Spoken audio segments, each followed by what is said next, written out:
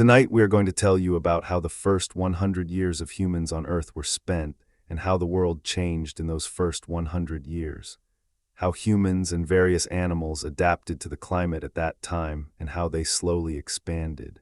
In the vast expanse of ancient Africa, where the cradle of our species rocked gently amid the rhythms of a changing world, the story of humanity begins.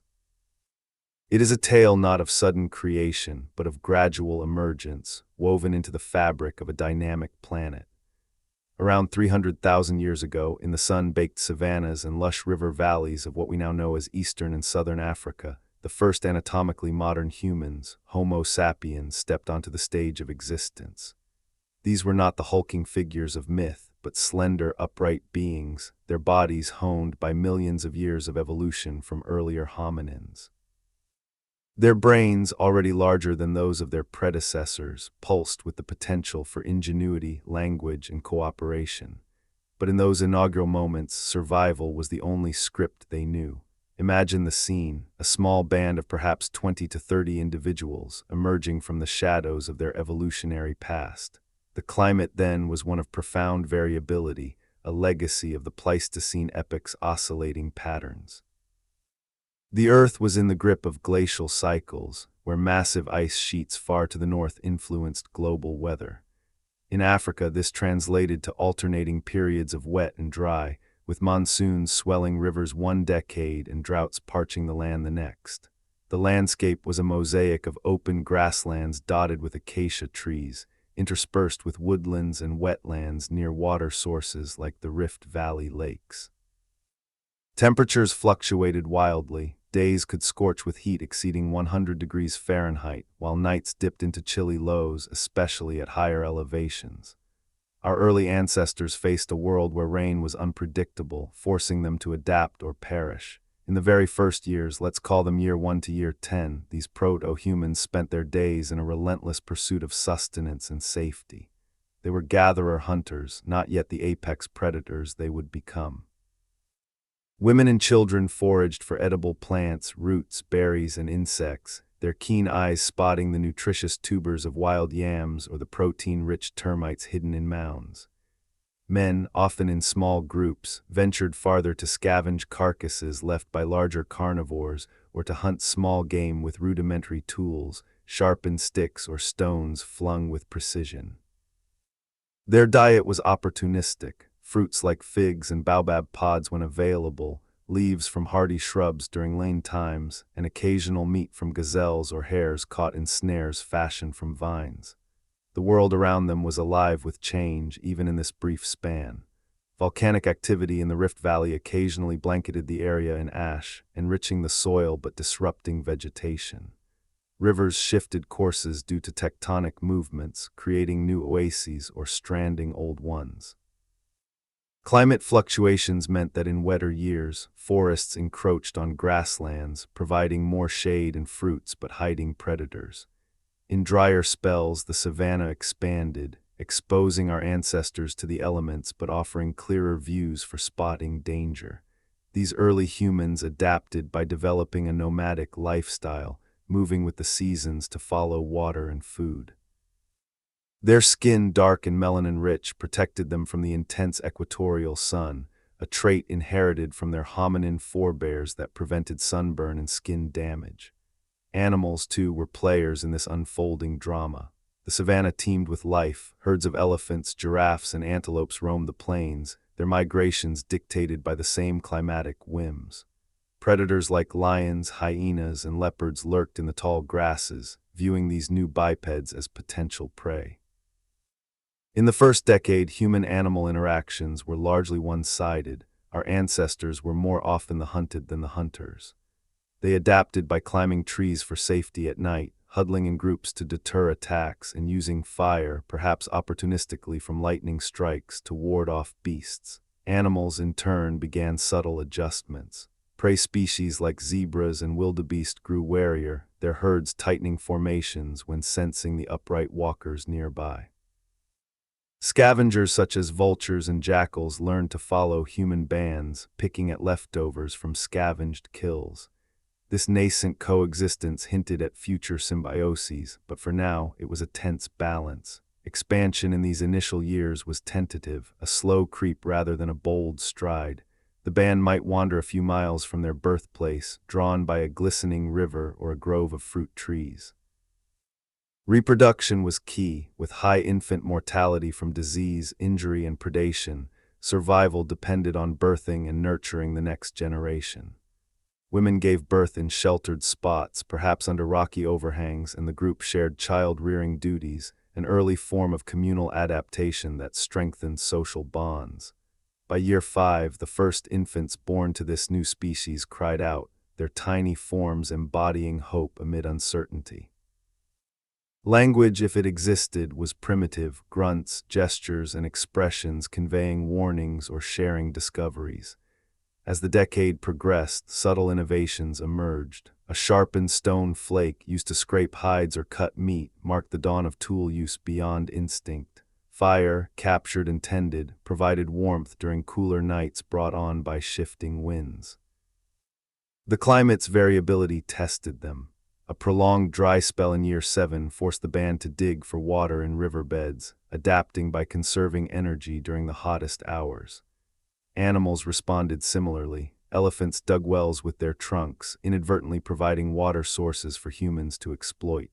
This interdependence began to alter the ecosystem minutely. Trampled paths widened, seed dispersal patterns shifted as humans carried fruits farther.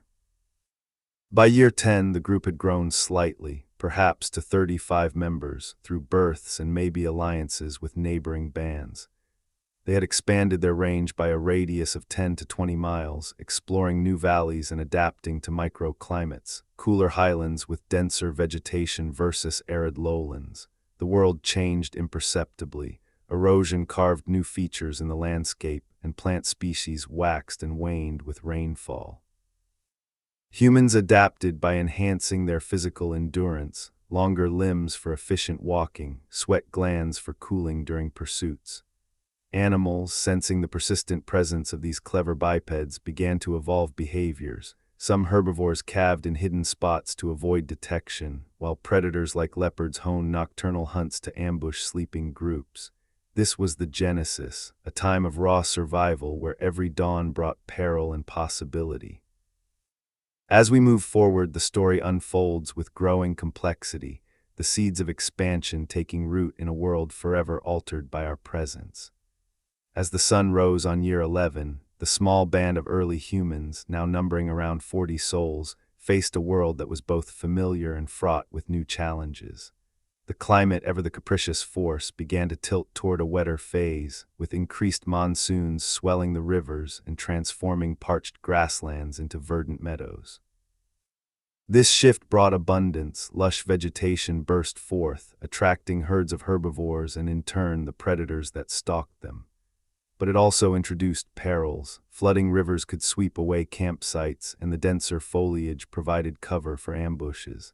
Our ancestors adapted by seeking higher ground during heavy rains, constructing simple shelters from branches and leaves woven together with vines. These rudimentary huts, clustered in small clearings, offered protection from the elements and a semblance of security, marking an early step toward settled behavior amid their nomadic ways.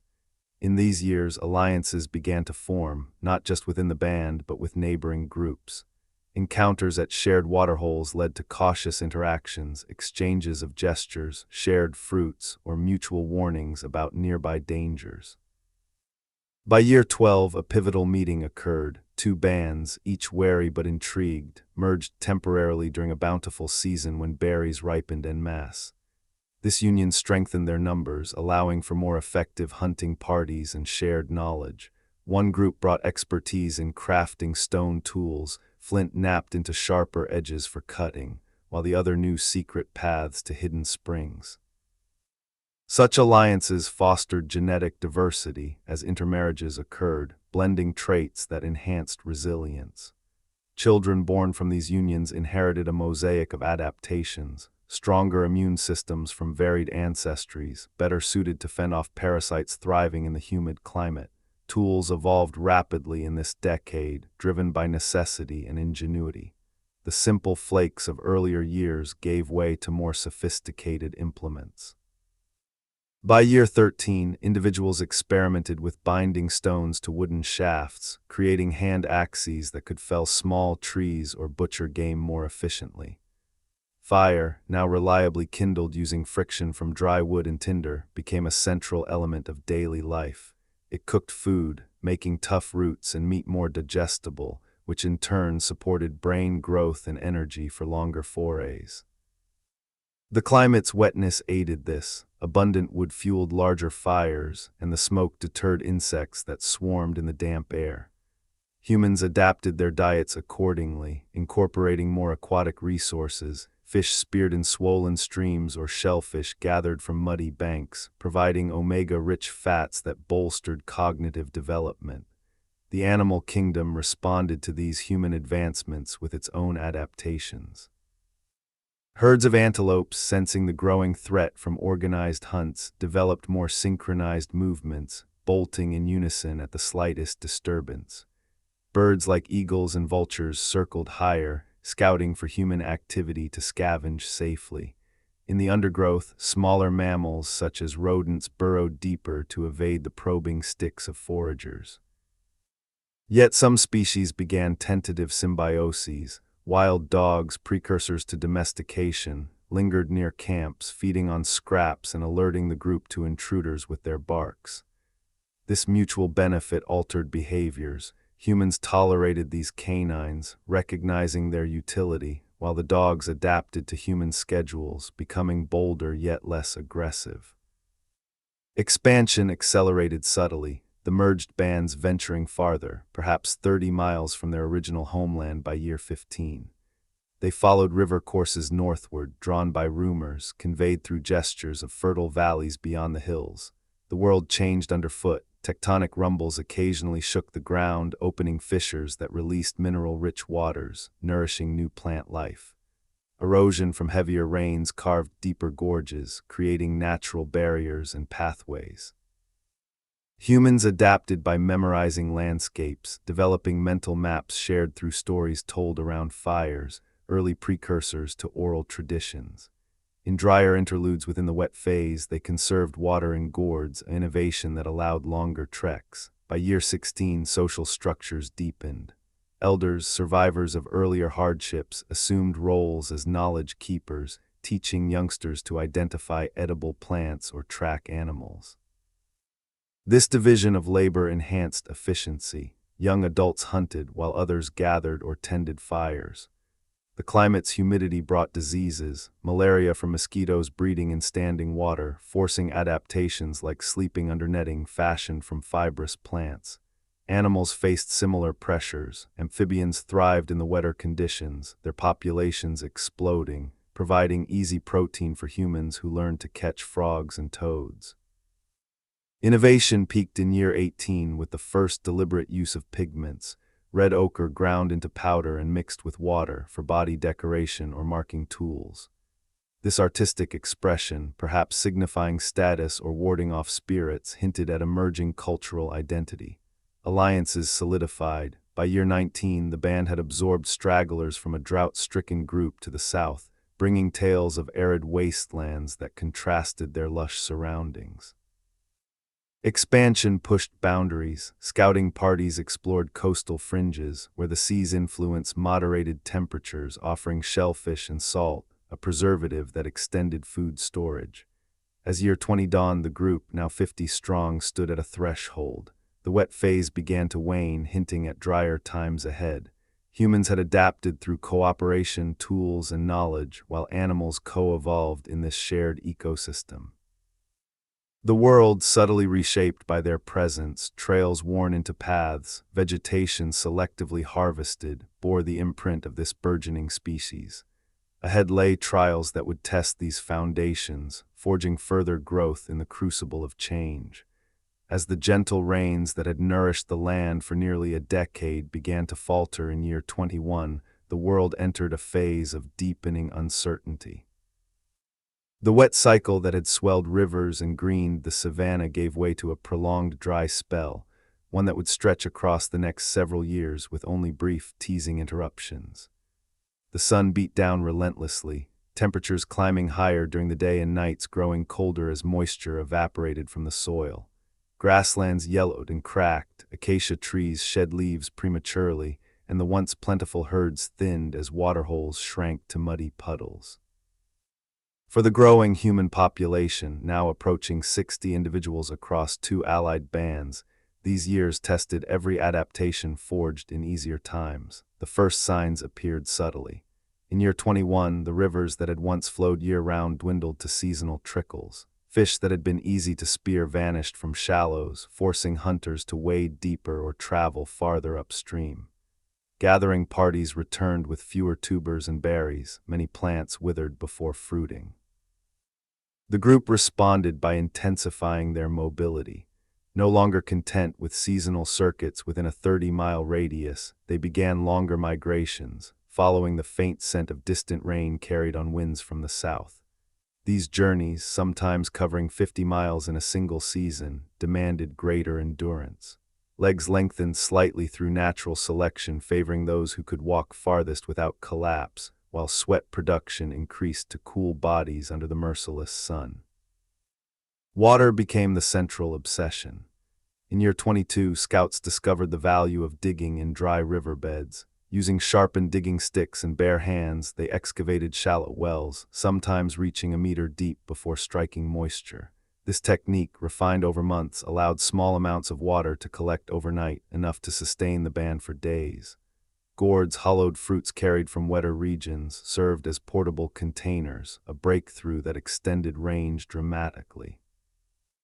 Women, who often led gathering expeditions, became experts at locating hidden seeps beneath rocks or in the shade of baobab roots, sharing knowledge through repeated demonstration rather than words alone. The climate shift reshaped animal life in profound ways.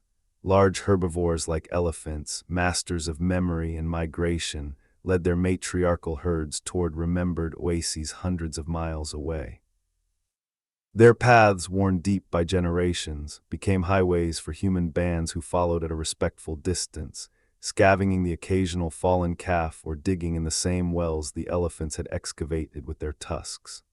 Giraffes stretched higher to reach the last green leaves atop acacias, their long necks an adaptation that humans could not match, forcing reliance on lower vegetation.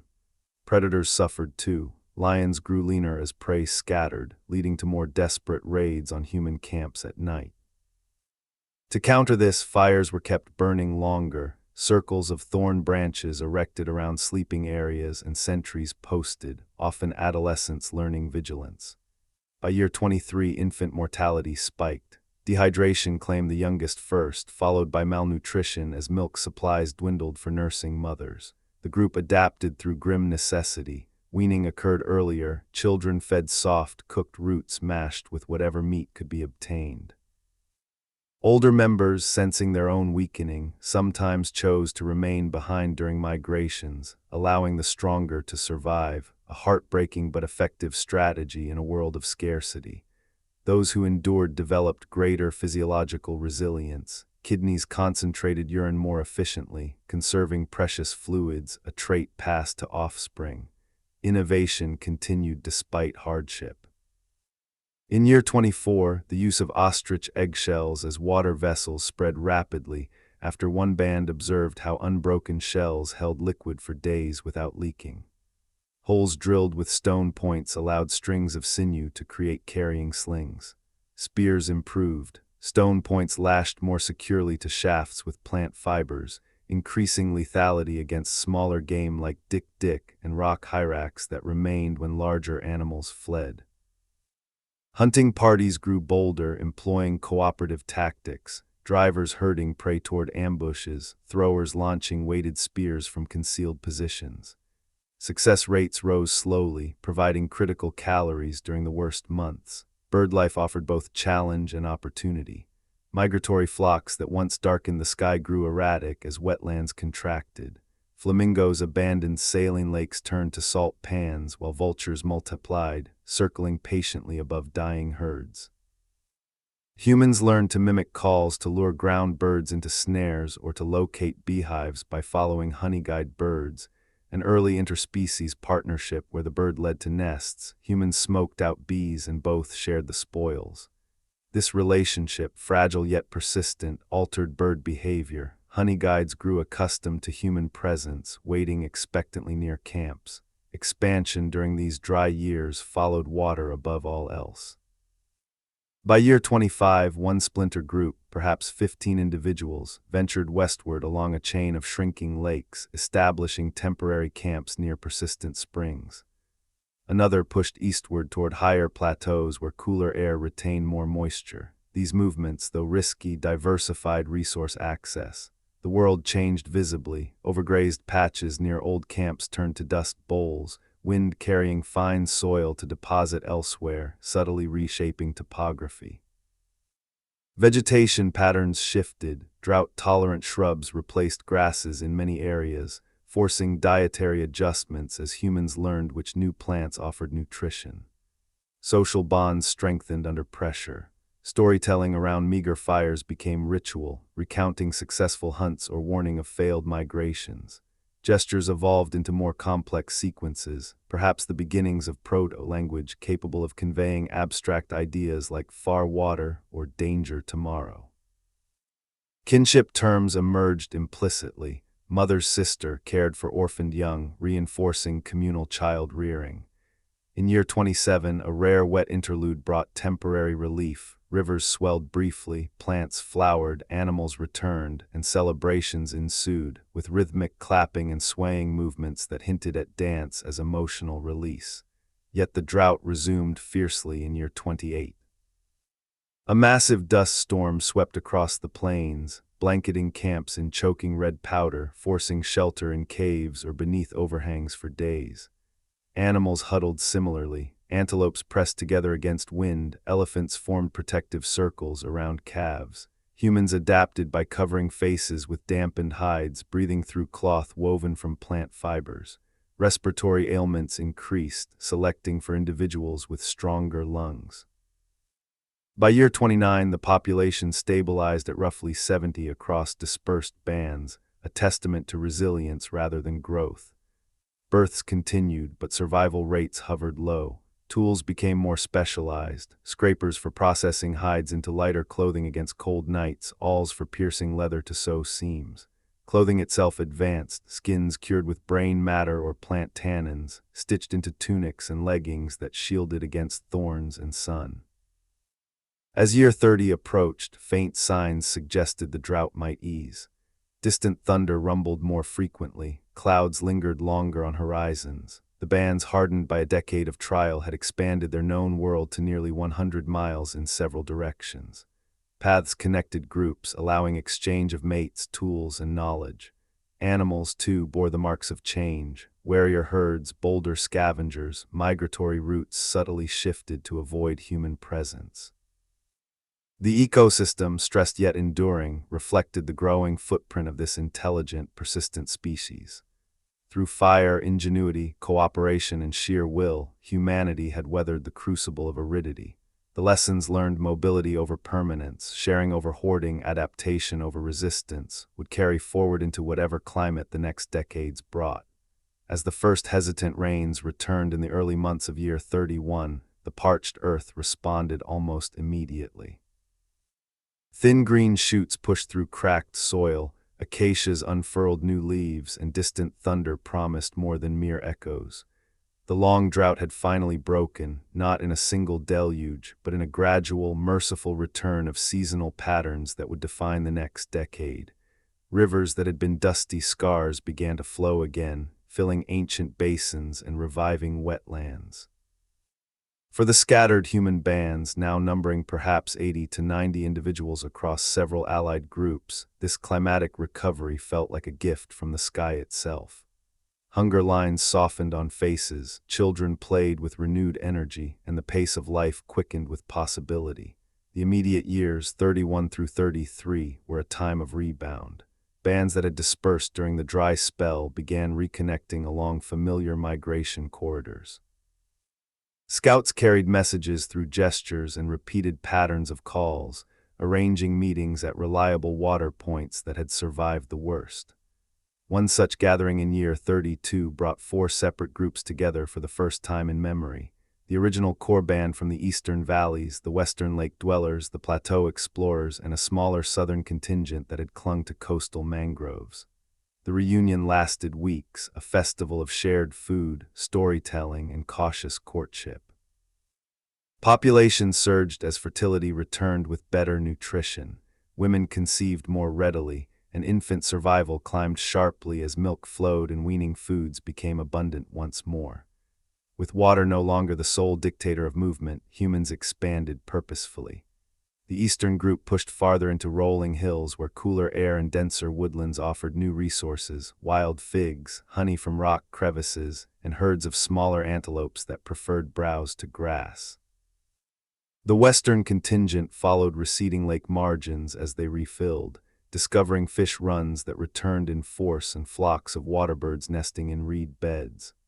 By year 33, the known range had doubled again, stretching perhaps 150 miles east to west and nearly as far north to south.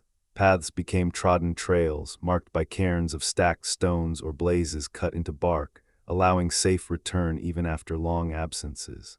Diet diversified dramatically during this recovery. Freshwater fish, catfish, tilapia-like species, and barbel were caught with woven traps or speared in shallows. Shellfish from reviving estuaries provided calcium and protein. Plant foods exploded. Wild sorghum and finger millet ripened in wetter seasons, their seeds ground between stones into coarse flour that could be mixed with water and cooked on flat rocks beside fires. Tubers swelled underground, dug with greater ease now that soil held moisture. Meat remained prized but less desperate. Cooperative drives brought down larger game, eland, kudu, even young buffalo, using improved spears and the tactic of exhausting animals over hours rather than risking close combat. Fire mastery deepened. No longer merely captured from lightning or maintained from previous embers, it was now kindled deliberately with bow drills fashioned from hardwood and cordage of twisted plant fiber. Larger hearths became social centers, their warmth and light fostering longer conversations as darkness fell earlier in the cooler, wet seasons.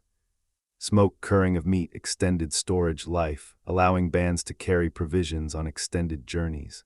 Controlled burns, small, intentional fires set in dry grass, began to appear by year 34, clearing undergrowth to encourage fresh growth the following season and improving visibility for hunting. These early landscape modifications subtly altered ecosystems. Certain fire-adapted grasses spread, while dense thickets retreated, creating more open savanna patches favored by grazing herds. Animals adjusted in tandem with human recovery. Herbivore populations rebounded swiftly once water and forage returned. Wildebeest and zebra herds swelled, their migrations resuming ancient routes that now intersected human trails more frequently. Predators followed suit, lion prides grew larger, hyena clans more vocal at night, yet the presence of humans had lasting effects. Some antelope species learned to avoid areas where smoke lingered, associating the scent with danger. Scavenging birds, marabou storks, hooded vultures, grew bolder near camps, perching on nearby trees waiting for scraps. The honey-guide relationship strengthened. Birds led humans to more hives with increasing confidence, their insistent chattering rewarded with wax and larvae left behind. Social complexity increased markedly between years 35 and 37. Larger gatherings became seasonal events, timed to coincide with peak fruiting or game migrations. Groups of 100 or more occasionally assembled in favorable locations, wide river bends, sheltered valleys, for weeks at a time. These meetings served multiple purposes: exchange of mates to prevent inbreeding, trade of rare materials, red ochre from one valley, fine flint from another, marine shells from coastal groups, and transmission of knowledge. Techniques spread rapidly: better knot tying for nets, improved hafting of points, methods for preserving hides with plant ashes. Storytelling grew richer, incorporating mimicry of animal calls and rhythmic repetition to aid memory. Proto-rituals emerged, ochre smeared on faces during hunts for camouflage or luck, small piles of chosen stones arranged in patterns near graves of the fallen. Burial practices appeared for the first time around year 36.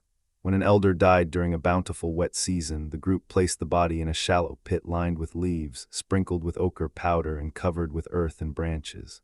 A few personal items, a favorite hand axe, a string of perforated shells accompanied the deceased. The site was revisited, marked by a low mound of stones. This act reflected growing awareness of loss, continuity, and perhaps an emerging sense of something beyond the immediate. Children were taught respect for these places, learning that the dead remained part of the group in memory. Symbolic expression blossomed in subtle ways during years 37 to 39. Engraved ostrich eggshells appeared, simple cross-hatching or zigzag lines scratched with sharp stones, used as containers but also carried as ornaments. Beads fashioned from perforated snail shells and bird bones were strung on sinew, worn around necks or wrists, perhaps denoting age, achievement, or affiliation. Body painting became more elaborate, red, yellow, and white ochres mixed with fat or plant sap, applied in patterns that varied between bands. These decorations may have served social signaling, indicating readiness to mate, mourning status, or success in a hunt, but they also carried aesthetic pleasure, evident in the care taken to create symmetry and contrast. Climatic variability persisted, but within narrower bounds. Wet years brought flooding that tested camp placement, forcing relocation to slightly higher ground.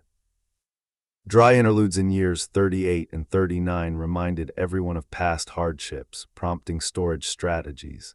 Pits lined with stones and leaves held dried meat, roasted nuts, and bundled grass seeds for lean months.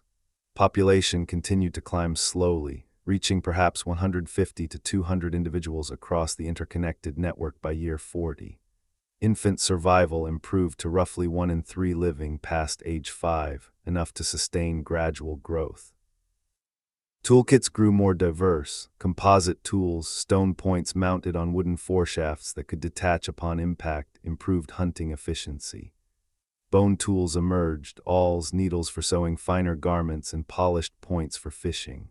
Plant fibers were twisted into stronger cordage, used for snares, carrying nets, and haft bindings. Shelter construction advanced: frames of saplings lashed together, covered with hides or layered grass thatch, provided better protection from rain and wind. The animal world reflected these changes. Some species grew more elusive. Leopards learned to avoid human scent trails, hunting at greater distances. Others grew commensal. Jackals and wild dogs scavenged more regularly near camps, their howls blending with human voices at dusk. Migratory birds returned in greater numbers, their seasonal arrivals becoming calendar markers for human movements. Elephants, ever the landscape engineers, maintained paths and waterholes that humans continued to use. By the close of year 40, humanity stood transformed, not yet builders of monuments or keepers of written records, but bearers of culture nonetheless. Knowledge passed reliably across generations. Alliances linked distant bands, symbolic acts hinted at inner worlds, and the land bore gentle traces of their presence. Widened trails, selectively burned patches, harvested groves regrowing in patterns influenced by human choice. The awakening had begun. From fragile survivors, they had become a species capable of memory, meaning, and modest mastery over their surroundings. The next decades would build on these foundations, carrying the story deeper into landscapes yet unseen and challenges yet unborn. As the reliable wet seasons of the previous decade settled into a more predictable rhythm by year 41, the human population crossed an important threshold. The interconnected network of bands now numbered between 220 and 280 individuals spread across a territory roughly 200 miles wide and 150 miles deep. Births consistently outpaced deaths for the first time in living memory, with more children reaching adolescence and young adults surviving to reproduce. This gentle but relentless population pressure began to reshape every aspect of life: resource use, social organization, movement patterns, and the very landscape itself. The climate during these years remained generally favorable compared to the Great Drought a generation earlier. Rainfall arrived in two distinct seasons separated by shorter dry periods. Rivers maintained steady flow most of the year, lakes and wetlands expanded modestly, and vegetation responded with thicker woodlands in river valleys and taller grasslands on the plains. Temperatures moderated slightly in higher elevations, allowing bands to exploit cooler microclimates during the hottest months. Yet even in this relative stability, subtle fluctuations, occasional failed rainy seasons, or unusually fierce dry spells reminded everyone that abundance could vanish quickly.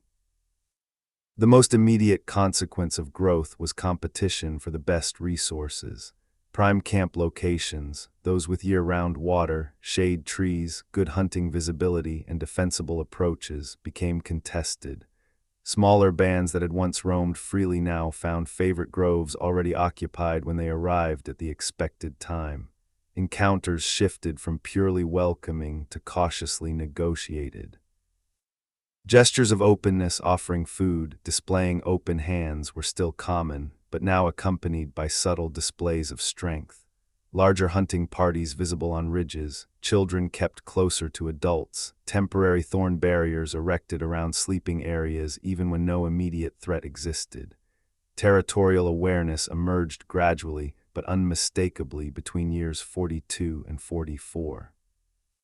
Certain valleys, rich in flint outcrops or seasonal fruit concentrations, began to be revisited at the same time each year by the same core groups. Outsiders approaching these places encountered scouts who used specific calls or postures to signal this place is watched. No large-scale violence erupted, conflict remained rare and usually limited to shouting, stone throwing at distance, or deliberate intimidation displays, but the possibility of serious confrontation hung in the air like smoke. To avoid escalation, exchange networks strengthened. Groups that controlled access to high-quality stone traded raw nodules or finished tools for coastal shells, rare pigments, or dried fish from distant bands. These exchanges, conducted at neutral meeting grounds during peak abundance months, helped maintain peace while distributing specialized resources. Hunting and gathering intensified to feed growing numbers. Larger cooperative drives became routine. Teams of 20 or more adults would work together to surround herds of zebra or wildebeest, using fire to create smoke screens, noise to panic animals into bottlenecks, and long thrusting spears to finish the kill. Butchering sites grew larger. Stone anvils and heavy choppers appeared for breaking bones to extract marrow. Drying racks multiplied near camps, turning surplus meat into long-lasting strips smoked over low fires. Plant collection shifted toward higher-yield species. Women and adolescents targeted dense patches of wild sorghum and pearl millet, beating seed heads into baskets and winnowing chaff by tossing handfuls into the wind. Underground storage pits lined with dry grass and capped with flat stones became common near semi-permanent camps, holding roasted nuts, dried tubers, and smoked fish for weeks or even months. Shelter construction reflected the need for more durable bases. By year 45, many groups built semi-permanent structures at favored locations. Frameworks of sturdy saplings lashed with cordage, walls of interwoven branches plastered with mud and dung for weatherproofing, and thatched roofs thick enough to shed heavy rain. These larger huts, sometimes clustered in groups of 6 to 10, housed extended families and allowed belongings to remain in place during short absences. Hearths moved indoors, smoke exiting through gaps in the roof or specially constructed vents, reducing exposure to insects and night cold. The shift toward more fixed habitations subtly altered landscapes, cleared patches around settlements expanded. Certain trees were spared for shade or construction while others were harvested systematically, and refuse middens began to accumulate, rich in bone fragments, broken tools, and charred plant remains. Tool technology advanced in response to both necessity and accumulated knowledge. Pressure flaking techniques produced thinner, sharper blades from high-quality stone. Composite projectiles, stone or bone points hafted to wooden shafts with resin and sinew bindings, became standard for both hunting and defense. Atlatls, or spear throwers, appeared by year 46 in at least 2 regions. These simple but revolutionary devices, carved from wood with a hook at one end, allowed hunters to launch darts with far greater force and accuracy than by hand alone. The effective range doubled and the penetrating power increased enough to bring down larger game from safer distances. Bone and antler tools proliferated, harpoons with detachable heads for fishing, eyed needles for sewing tight-fitting garments, polished awls for leatherwork, and engraved pendants worn as personal ornaments. Symbolic and cultural expression deepened significantly during this period. Ochre use expanded beyond body painting to include deliberate application on tools, weapons, and even rock surfaces near camps. Simple geometric patterns, parallel lines, chevrons, cross-hatching appeared scratched into soft sandstone overhangs or large boulders. These markings, sometimes clustered in small panels, may have served as territorial signals, seasonal calendars, or records of significant events. Portable art grew more elaborate, ostrich eggshell fragments decorated with punctate designs and strung as necklaces, animal teeth perforated and suspended on cordage, small carved figures of humans or animals fashioned from soft stone or ivory. Burial customs became more consistent, bodies placed in flexed positions, sprinkled with ochre, accompanied by personal ornaments and occasionally food offerings. Small cairns or low stone rings marked grave locations, revisited during seasonal circuits. Language likely crossed important thresholds in these years. The need to coordinate larger hunts, negotiate with neighboring groups, transmit detailed environmental knowledge across generations, and share increasingly complex cultural practices demanded greater precision in communication.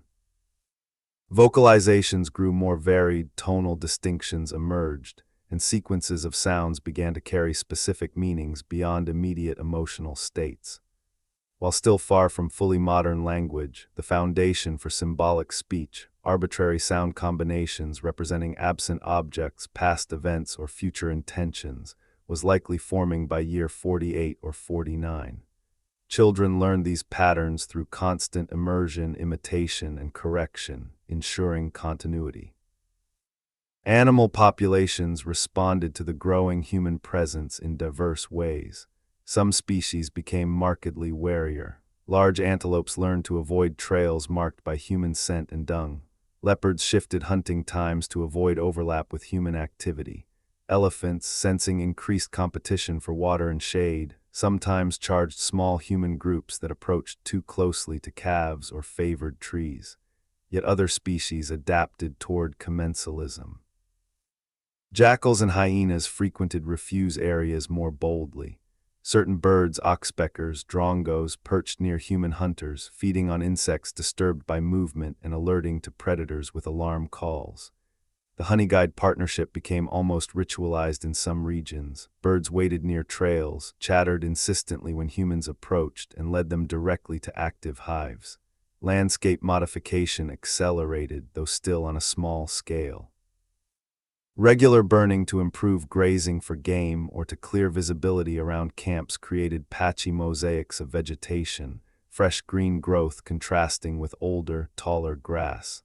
Selective harvesting of fruit trees and tubers influenced regeneration patterns. Areas repeatedly visited showed younger, more uniform stands of preferred species.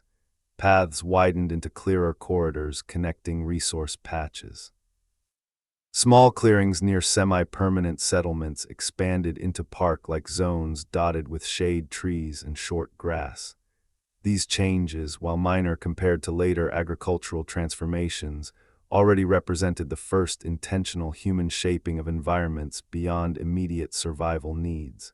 By year 50, the cumulative effect of a decade of growth was unmistakable. The human presence could be felt across a broad region, through regular fire smoke visible on horizons, trampled paths linking distant valleys, seasonal gatherings of hundreds of people exchanging goods and mates, rock markings signaling ownership or memory, and a web of kinship ties that stretched farther than any single lifetime could cover. Population likely approached 350 to 400 individuals, still small by later standards but dense enough in favored zones to require new social mechanisms to manage tension and distribute resources. Conflict remained limited, most disputes resolved through avoidance, negotiation, or temporary separation, but the potential for more serious violence hovered closer than ever before. Cooperation networks grew correspondingly important. Interband marriages increased, creating cross-group obligations that discouraged raiding. Gift-giving rituals, exchanging valued items without immediate expectation of return, helped build trust. Shared rituals, perhaps involving synchronized chanting, rhythmic movement, or collective consumption of special foods during peak seasons, reinforced a sense of wider community. The animal world continued to adjust. Migratory herds shifted routes slightly to avoid the most heavily used human corridors. Some predator prides grew smaller as competition for prey intensified. Scavenging species thrived near human settlements. Certain plant-eating birds and small mammals exploited disturbed ground around camps for easier foraging. The ecosystem, while still overwhelmingly wild, now carried a persistent human signature, subtle, uneven, but growing. As the half-century mark passed, humanity had moved decisively beyond fragile bands struggling to survive. They had become a distributed, culturally rich, technologically competent species exerting measurable influence on their surroundings. The pressures of their own success, more mouths to feed, more territories to share, more knowledge to transmit, set the stage for the next phase of adaptation. Whether that phase would bring greater harmony or sharper conflict remained an open question, one that the coming decades would begin to answer. As the sixth decade opened in year 51, the cumulative momentum of human presence across the expanding region had created a new kind of reality, one where the sheer number of people, now likely between 450 and 550 individuals distributed in perhaps 15 to 20 semi-connected bands, began to force deeper divisions of labor and more elaborate systems of cooperation. The climate remained broadly supportive. 2 reliable rainy seasons continued to replenish rivers and lakes, woodlands thickened in many valleys, and grassland productivity stayed high enough to sustain growing herds of grazers. Yet the margin for error had narrowed. Every failed hunt, every early end to the fruiting season, every stretch of unusually hot days without rain placed greater strain on groups that could no longer simply move away from trouble without stepping into someone else's territory. The most visible change in these years was the emergence of specialized roles within bands. No longer did every adult need to be equally proficient at every task. By year 52, certain individuals had become recognized for particular talents and were increasingly excused from routine gathering or routine hunting so they could focus on what they did best.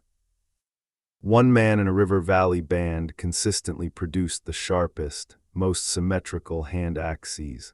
Others began bringing him the best nodules of flint and volcanic glass in exchange for finished tools. A woman renowned for her skill at identifying medicinal plants and preparing poultices from bark, roots, and leaves spent more time foraging for rare species and less time collecting everyday tubers. Band members offered her portions of meat or honey when someone recovered from fever or snakebite under her care. Adolescent boys who showed unusual patience and steady hands were guided toward learning the most delicate work, drilling holes through shell beads, carving fine bone points, twisting long lengths of plant fiber into exceptionally strong cordage.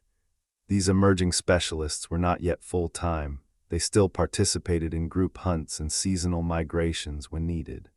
But the recognition of differential skill created the first rudimentary division of labor beyond age and sex. It also generated new forms of reciprocity. A skilled flint knapper might receive first choice of meat from the next kill, extra hides for clothing, or priority access to a new shelter.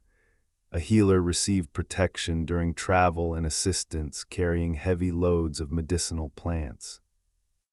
These arrangements strengthened social cohesion within bands while simultaneously increasing dependence on individual expertise. exactly the dynamic that would later allow much larger and more complex societies to function.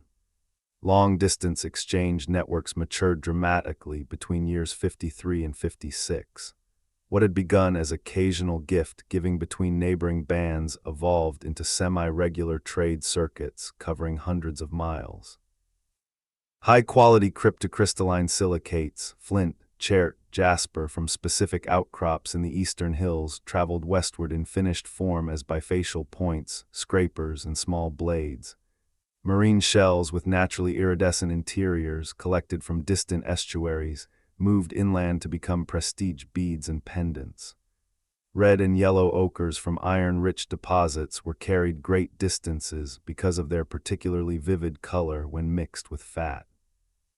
Fine-grained basalt from volcanic zones was traded for its durability in heavy-duty choppers and grinding stones. Each item that traveled far acquired added value simply by the difficulty of obtaining it. Possessing a necklace of coastal shells in a band living 250 miles inland became a visible marker of connection, success, and perhaps special status. These networks were maintained through seasonal rendezvous at traditional meeting places, wide river confluences, prominent rocky outcrops, groves of ancient baobab trees that served as neutral ground. Hundreds of people from dozens of bands might converge for 2 to 4 weeks during the peak of the second rainy season, when food was plentiful and travel easiest. The gatherings featured large cooperative hunts, communal feasts around multiple fires, intensive barter, courtship between bands, storytelling marathons, and collective rituals that reinforced shared identity across great distances. Young adults from different groups danced together, tested their strength in friendly wrestling, exchanged elaborate greetings involving sequences of handclasps and vocal patterns. Children born of these unions carried kinship ties back to their birth bands, creating living bridges that discouraged conflict. Ritual and symbolic life grew correspondingly richer. Rock art panels expanded in both size and complexity. At particularly favored overhangs and cave mouths, generations of artists added layer upon layer of imagery. Stylized human figures with elongated limbs pursuing animals, clusters of hand stencils created by blowing ochre powder over placed hands, concentric circles and meandering lines that may have represented rivers, migration routes, or celestial patterns observed over many seasons. Portable art became more standardized within regions. Certain bands favored zoomorphic pendants carved from ivory or soft stone. Others specialized in geometric engravings on ostrich eggshell water containers. Body adornment differentiated further. Some individuals wore multiple strands of beads graded by color and size. Others painted elaborate patterns on chest, arms, and thighs before important hunts or ceremonies. Burial customs reflected growing concern with status and continuity. By year 57, certain individuals, elders who had lived long, healers whose remedies had saved many lives, exceptionally successful hunters, received more elaborate interment. Graves were dug deeper, lined with hides or woven mats, bodies placed in flexed position on beds of aromatic leaves, sprinkled generously with ochre, and accompanied by personal ornaments, tools of their trade, and offerings of food. Small stone cairns or low rings of boulders marked the site, and bands sometimes returned to these places during annual circuits to add new stones or perform brief acts of remembrance, placing fresh flowers, singing softly, or leaving small food portions. The climate during these years was not uniformly benevolent. A 3-year sequence beginning in year 55 brought drier conditions. Rainfall dropped noticeably. Some smaller tributaries dried completely for months at a time, and certain fruit trees produced poor crops. Bands responded by leaning more heavily on stored foods, intensifying trade for drought-resistant items such as dried fish and preserved meat, and temporarily reducing group sizes by sending young adults to explore peripheral territories. Some groups moved short distances toward higher ground or better watered river systems. The stress tested the exchange networks. Bands with surplus traded it at advantageous rates, while those in difficulty offered labor, future reciprocity, or access to special resources. Remarkably, no large-scale conflict erupted. The web of kinship, trade obligations, and shared ritual memory proved strong enough to contain tension. Animal populations continued to show the effects of sustained human presence. Large grazers adjusted migratory timing to avoid peak human activity periods. Predators learned to exploit human hunting. Lions occasionally waded downwind of game drives, taking injured animals that escaped spears. Hyenas and jackals became bolder around settlements, raiding refuse middens and occasionally attempting to snatch unattended children, prompting tighter nighttime security and the development of spiked thorn barriers that extended completely around larger camps. Certain bird species, particularly corvids and certain raptors, began following human hunting parties at a distance, scavenging leftovers and sometimes warning of approaching danger with alarm calls, a behavior pattern that benefited both parties.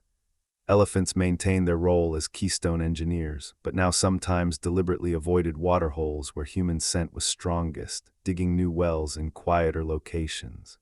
Technological refinements accumulated steadily.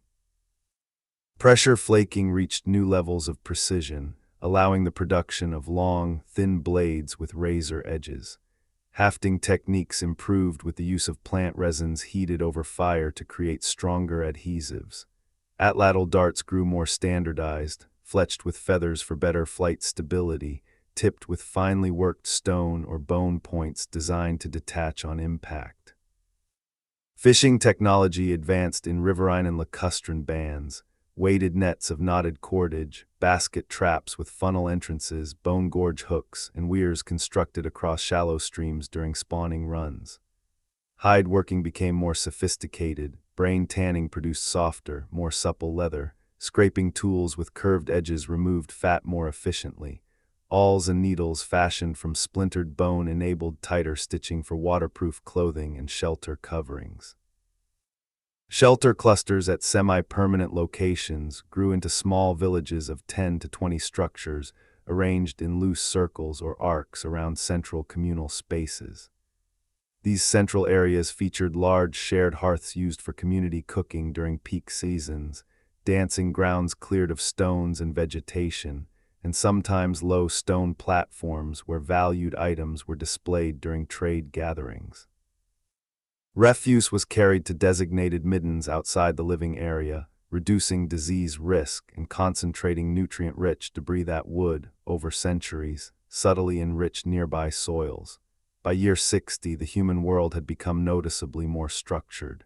Specialization had created individuals whose primary identity was tied to a particular skill.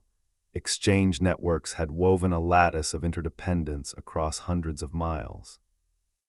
Ritual and art had begun to encode shared memory and meaning.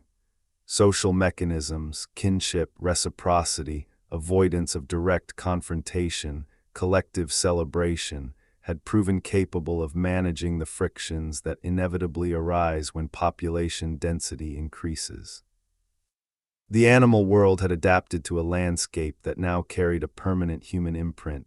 Regular fire patches, widened corridors of movement, selectively harvested resource zones, middens attracting scavengers, and a background level of human activity that large mammals could no longer ignore. Predators had grown more cautious or more opportunistic. Prey species had become more vigilant or had shifted ranges slightly. Commensal species had learned to exploit human presence without becoming prey themselves. Humanity, in this 10th decade of existence, was no longer simply a clever primate surviving in a wild world. It had become a culturally transmitting, socially differentiated, territorially aware, technologically inventive force that actively shaped the ecosystems it inhabited. The foundations for far more dramatic transformations had been laid, not through sudden invention, but through the patient accumulation of small, practical, socially embedded innovations repeated across generations. As year 61 dawned under skies that carried the first uncertain clouds of what would become an erratic decade, the human world felt the weight of its own expansion more keenly than ever before. The population now hovered between 600 and 750 individuals across more than 25 interconnected but increasingly distinct bands. The territory they collectively influenced stretched perhaps 350 miles east to west and nearly 250 miles north to south, encompassing a mosaic of savannas, woodlands, river valleys, plateaus, and emerging coastal fringes. The long stretch of relatively stable, generous rainfall that had fueled the previous 2 decades began to falter. Rains arrived later, departed earlier, or came in violent bursts that flooded lowlands before vanishing for months. Dry seasons lengthened. Some years brought barely enough water to keep permanent rivers flowing. Others delivered deluges that turned plains into temporary lakes and washed away carefully constructed thorn enclosures. This climatic instability placed unprecedented pressure on every system humans had so painstakingly built. Semi-permanent village clusters that had seemed secure suddenly faced shortages when local game migrated earlier or fruit trees bore half their usual crop. Storage pits, once sufficient to bridge lean months, emptied faster. Bands that had grown accustomed to trading surplus found themselves with little to exchange and greater need for what neighbors still possessed. The delicate balance of reciprocity strained. Some groups hoarded what they could, others sent more aggressive scouting parties toward the edges of known territory, hoping to find untouched resource patches. The first visible cracks appeared in year 62. A band in the Central River Basin, whose core territory included one of the most reliable year-round springs, began refusing access to outsiders during the height of the dry season. They posted sentries on surrounding ridges and used long, carrying calls to warn approaching groups away. The gesture was unprecedented in living memory. In response, a neighboring band from the Eastern Plateau, facing its own water crisis, sent a delegation bearing gifts of fine flint blades and red ochre, seeking permission to camp nearby for just one lunar cycle. After tense days of negotiation conducted at shouting distance across a dry gully, the river group allowed limited access in exchange for a promise of future meat shares and several adolescent girls to be married into the river band when they came of age. The agreement held, but the atmosphere had changed. Hospitality was no longer automatic, it carried conditions. Similar scenes repeated across the region between years 63 and 65. Territorial boundaries, once fluid and overlapping, began to harden. Certain valleys, groves of high-yielding marula trees, flint quarries, and seasonal hippo wallows were now defended with greater determination. Markers appeared, lines of white quartz pebbles laid along ridge crests, painted boulders at trail junctions, clusters of upright branches stripped of bark and smeared with ochre. These were not fences but statements. This place belongs to us, ask before entering. Trespass still rarely led to bloodshed. Most conflicts resolved through displays of numbers and noise, rock throwing at long range, or deliberate destruction of an intruder's temporary camp, but the potential for lethal violence grew closer. A few isolated incidents occurred. A young hunter speared during a dispute over a fresh zebra kill, a woman injured by thrown stones when her gathering party crossed into a contested fruit grove. Each death or serious injury was mourned publicly and remembered in stories told around fires for years afterward. Yet even as tensions sharpened, powerful counter forces worked to prevent widespread collapse into chronic warfare. Kinship networks proved remarkably resilient. Almost every band now had members related by blood or marriage to at least 3 or 4 others. A conflict between two groups automatically implicated cousins, in-laws, trading partners, and ritual allies on both sides. The social cost of escalation became prohibitively high. Elders, those rare individuals who had survived into their 5th or 6th decade, emerged as mediators. They traveled between bands carrying symbolic items, a particular carved staff, a bundle of specific feathers that signaled their role as neutral peacemakers. Their words carried weight because they had witnessed multiple cycles of feast and famine, alliance and separation. Ritual gatherings evolved to serve as safety valves. The great seasonal rendezvous, once focused primarily on trade and courtship, took on added layers of meaning. Large assemblies now included formalized reconciliation ceremonies when recent disputes lingered. Representatives from contending bands would meet at the center of the gathering ground, exchange specially prepared foods, recite shared ancestry stories, and participate in synchronized dances that symbolically reenacted unity. These events did not erase grievances, but they reestablished channels of communication and reminded everyone of the larger web that connected them all. Technological responses to stress were inventive and widespread. Water management became a priority. In several regions, bands began constructing small check dams of stones and packed earth across seasonal streambeds, slowing runoff and creating shallow reservoirs that lasted weeks longer into the dry season. In one valley system, people dug deeper wells, some reaching 3 meters, lining them with flat stones to prevent collapse and covering them with slabs to reduce evaporation. These innovations spread through demonstration and imitation rather than centralized planning. Hunting technology adapted to scarcer game. Smaller, lighter darts for atlatls improved accuracy against wary antelope at longer ranges. Poison derived from particular plant saps began to be applied to arrow tips in at least 2 regions, allowing kills from darts that would otherwise only wound. Plant processing intensified. More effort went into detoxifying otherwise inedible tubers through prolonged soaking and pounding, expanding the range of available calories during poor seasons. Symbolic culture responded to uncertainty with increased intensity. Rock art panels grew more elaborate and were revisited more frequently.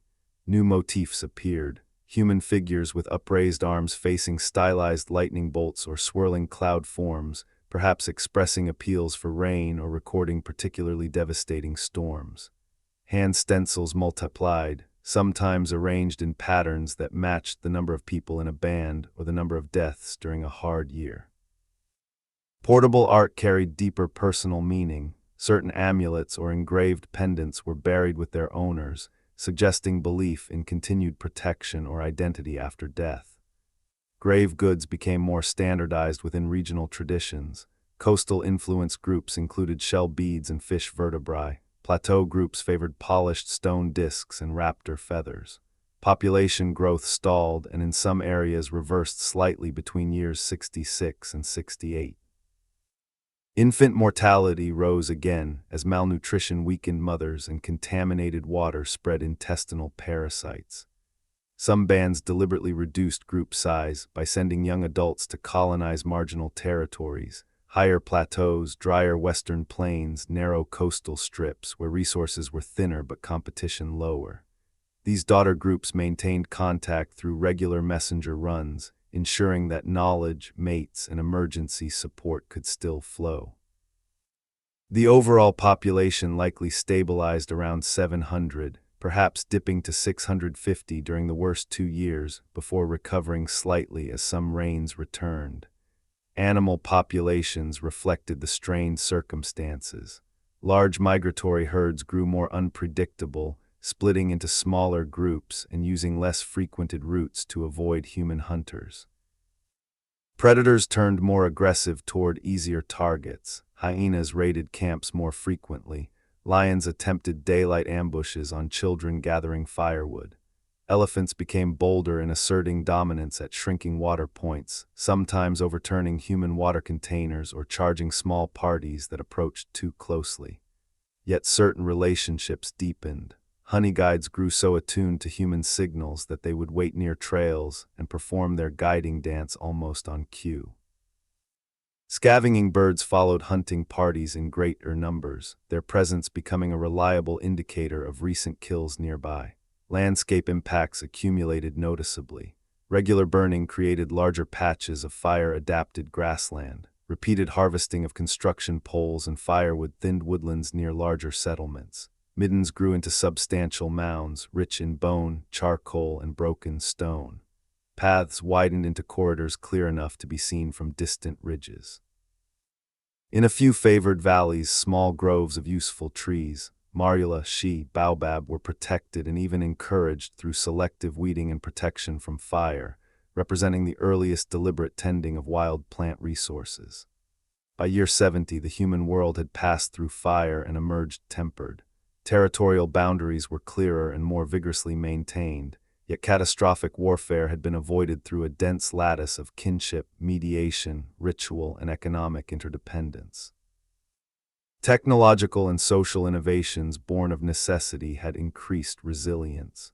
Symbolic systems had grown richer and more emotionally charged, providing meaning and continuity during hardship.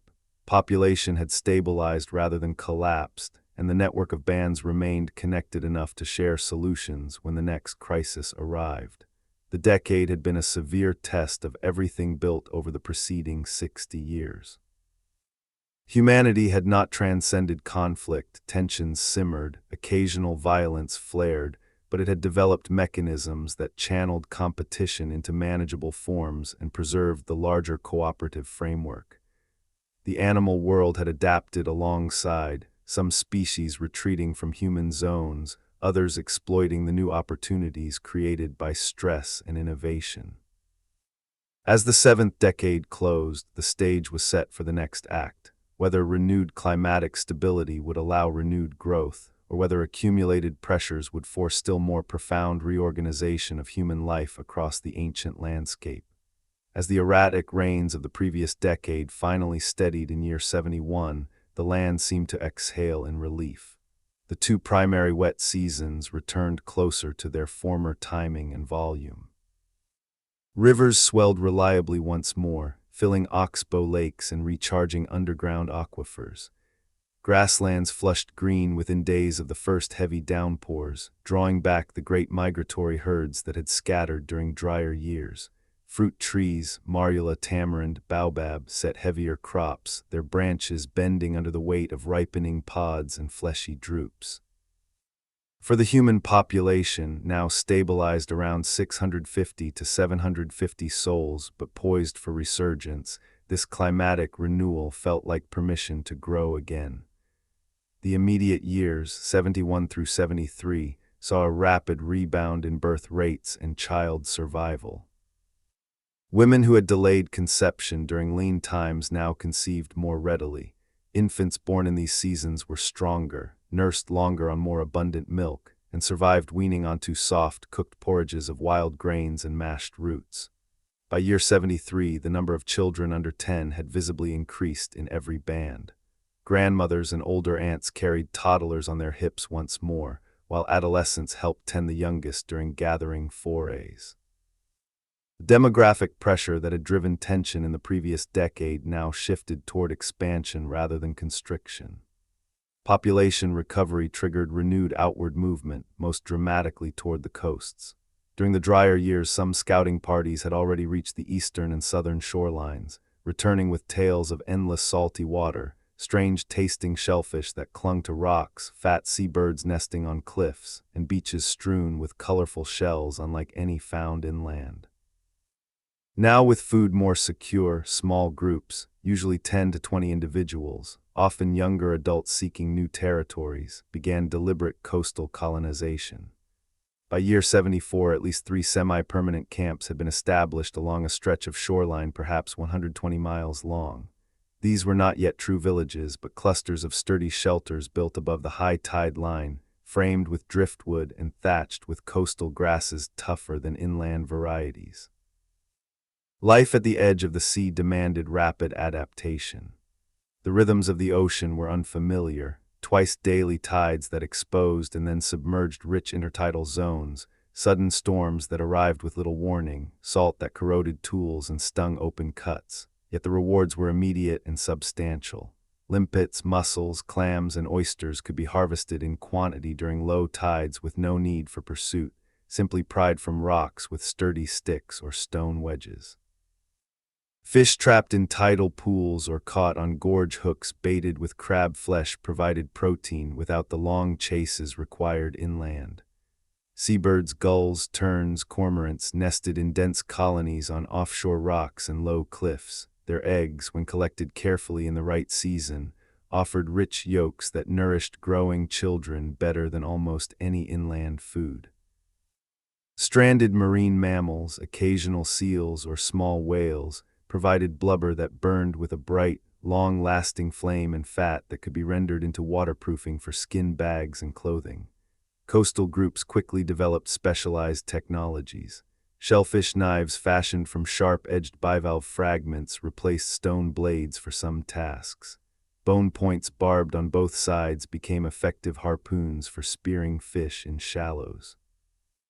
Nets of finely twisted cordage weighted with perforated stones encircled schools of mullet during incoming tides. Salt itself, crystallized in natural rock pools after evaporation, emerged as the first deliberately collected preservative. Meat and fish dipped in brine or packed in layers of salt lasted far longer than sun drying alone. Driftwood fires burned hotter and cleaner than inland woods, allowing better control when smoking seafood or hardening wooden spear shafts. Inland bands, meanwhile, capitalized on renewed abundance to intensify semi-sedentary patterns. The largest river valley clusters grew to 25 or 30 structures arranged in loose arcs around central clearings. These became seasonal anchor points. Groups would disperse during peak hunting or gathering times but return reliably for major rituals, major repairs, childbirth, and the care of elders too frail for long marches. Permanent gardens of sorts appeared near these hubs, not planted fields, but deliberately protected and encouraged patches of high-yield wild plants. Women cleared competing shrubs around stands of wild sorghum, pearl millet, and cowpea-like legumes, removed seedlings of less useful trees, and sometimes carried ripe seed heads back to scatter near home camps. These proto-gardens produced noticeably higher returns year after year, reducing the distance women needed to travel for staple carbohydrates. Hunting parties grew larger and more specialized. Teams of 15 to 20 adults, including both men and women, conducted drives that could last several days, following herds across dozens of miles and coordinating through pre-arranged signals, rising smoke columns, specific bird-like calls, arrangements of stones left on prominent hilltops. Atlatls reached new levels of refinement. Darts now carried foreshafts designed to break away on impact, leaving poison stone points embedded while the main shaft could be recovered. Poison recipes, various plant saps boiled down with spider venom or snake bile, spread through trade networks, dramatically increasing kill efficiency against larger game. Exchange networks, strained during the dry years, rebounded with greater volume and reach. Coastal shells flooded inland in exchange for highland flint, red ochre, and fine ivory from elephant and hippo tusks. A new trade good appeared: dried octopus and shark flesh carried in tightly woven baskets lined with salt-crusted leaves. These high-protein, long-keeping foods became prized items at seasonal gatherings, valued both for nutrition and for the exotic story they carried of hunters wading into surf to spear tentacled creatures beneath the waves. Symbolic and ritual life flourished in the new abundance. Rock art reached its greatest density and complexity during these years. Major shelters and cliff faces accumulated layer upon layer of images, hunting scenes showing coordinated drives with multiple human figures and fleeing animals, abstract patterns that may have tracked lunar cycles or seasonal river levels, handprints arranged in arcs mirroring the shape of the largest gathering places. Portable art diversified, carved wooden figures depicting stylized humans with exaggerated sexual characteristics appeared in some regions, perhaps used in fertility rites. Polished stone discs incised with radiating lines served as personal amulets carried on long journeys. Burials grew more elaborate still. High-status individuals, master hunters, renowned healers, elders who had mediated major disputes, were interred in pits lined with multiple hides, bodies wrapped in finely sewn garments, faces painted with complex ochre designs accompanied by their most valued possessions. A favorite atlatl, a necklace of hundreds of matched shell beads, bundles of medicinal roots tied with colored cordage. Small cairns over graves sometimes reached knee height, rebuilt annually during return visits with stones carried from distant places, creating monuments visible across valleys. Language almost certainly crossed critical thresholds in these decades. The need to describe coastal phenomena unknown to inland groups, to coordinate large-scale hunts with participants from multiple bands, to transmit increasingly detailed ritual sequences, and to negotiate complex trade arrangements demanded greater syntactic flexibility and vocabulary size. Vocal gestures likely became fully symbolic, sequences of sounds referring to absent objects, past events, hypothetical futures, and abstract qualities. Children acquired this system effortlessly through immersion, correcting each other's emerging speech with gentle repetitions and expansions.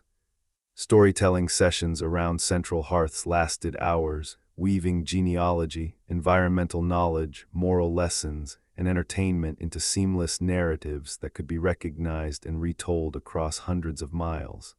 Animal adaptations to the expanding human presence grew more pronounced. Inland herds learned to split into smaller, more mobile units when human hunting parties approached. Coastal seals grew warier of upright figures on beaches, hauling out on offshore rocks rather than sandy strands. Seabirds adjusted nesting times slightly to avoid peak human egg collecting seasons. Yet new commensal relationships emerged. Coastal crows and kites learned to follow shellfish gatherers, dropping shellfish from height to crack them open and sharing the exposed flesh. Inland oxpeckers perched on human shoulders as readily as on zebra, removing ticks while receiving protection from larger predators. Landscape transformation accelerated subtly but measurably. Coastal middens grew into substantial shell heaps, some reaching 6 or 8 feet high, composed almost entirely of discarded shellfish remains, fish bones, and charcoal. These heaps attracted scavenging animals, but also created nutrient hotspots where salt-tolerant plants colonized rapidly. Inland, regular burning expanded fire climax grasslands. Protected groves near settlements showed higher densities of fruit and nut trees. Widened trail networks connected coastal outposts to interior heartlands, creating corridors of disturbed ground where pioneer species thrived. By year 80, the human world had visibly expanded and differentiated. Coastal bands lived by rhythms of tide and surf, their diet rich in marine fats and proteins, their tools adapted to saltwater corrosion, their ornaments dominated by iridescent shells and fish vertebrae. Inland groups maintained larger, more permanent settlements, cultivated proto-gardens, conducted large cooperative hunts, and served as hubs for long-distance exchange. Population likely surpassed 1,000 individuals for the first time, spread thinly but connected densely through kinship, trade, ritual, and narrative. The 8th decade closed with humanity more widespread, more culturally varied, and more ecologically influential than at any previous point. Coastal colonization had opened an entirely new resource frontier. Semi-sedentary patterns had taken root in the richest inland zones. Symbolic systems encoded deeper shared meanings. Social mechanisms, mediation, seasonal gatherings, intermarriage, reciprocal trade, had proven capable of integrating new territories without shattering the larger network.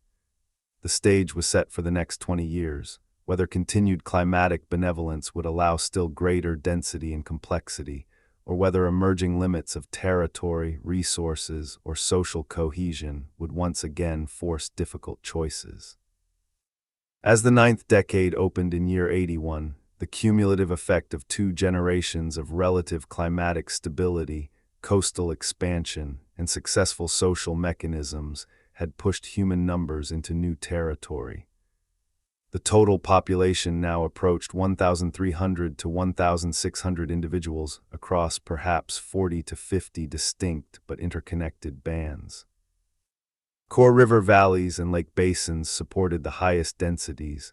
Some favored zones sustained semi-permanent clusters of 80 to 120 people year-round, with smaller satellite camps radiating outward.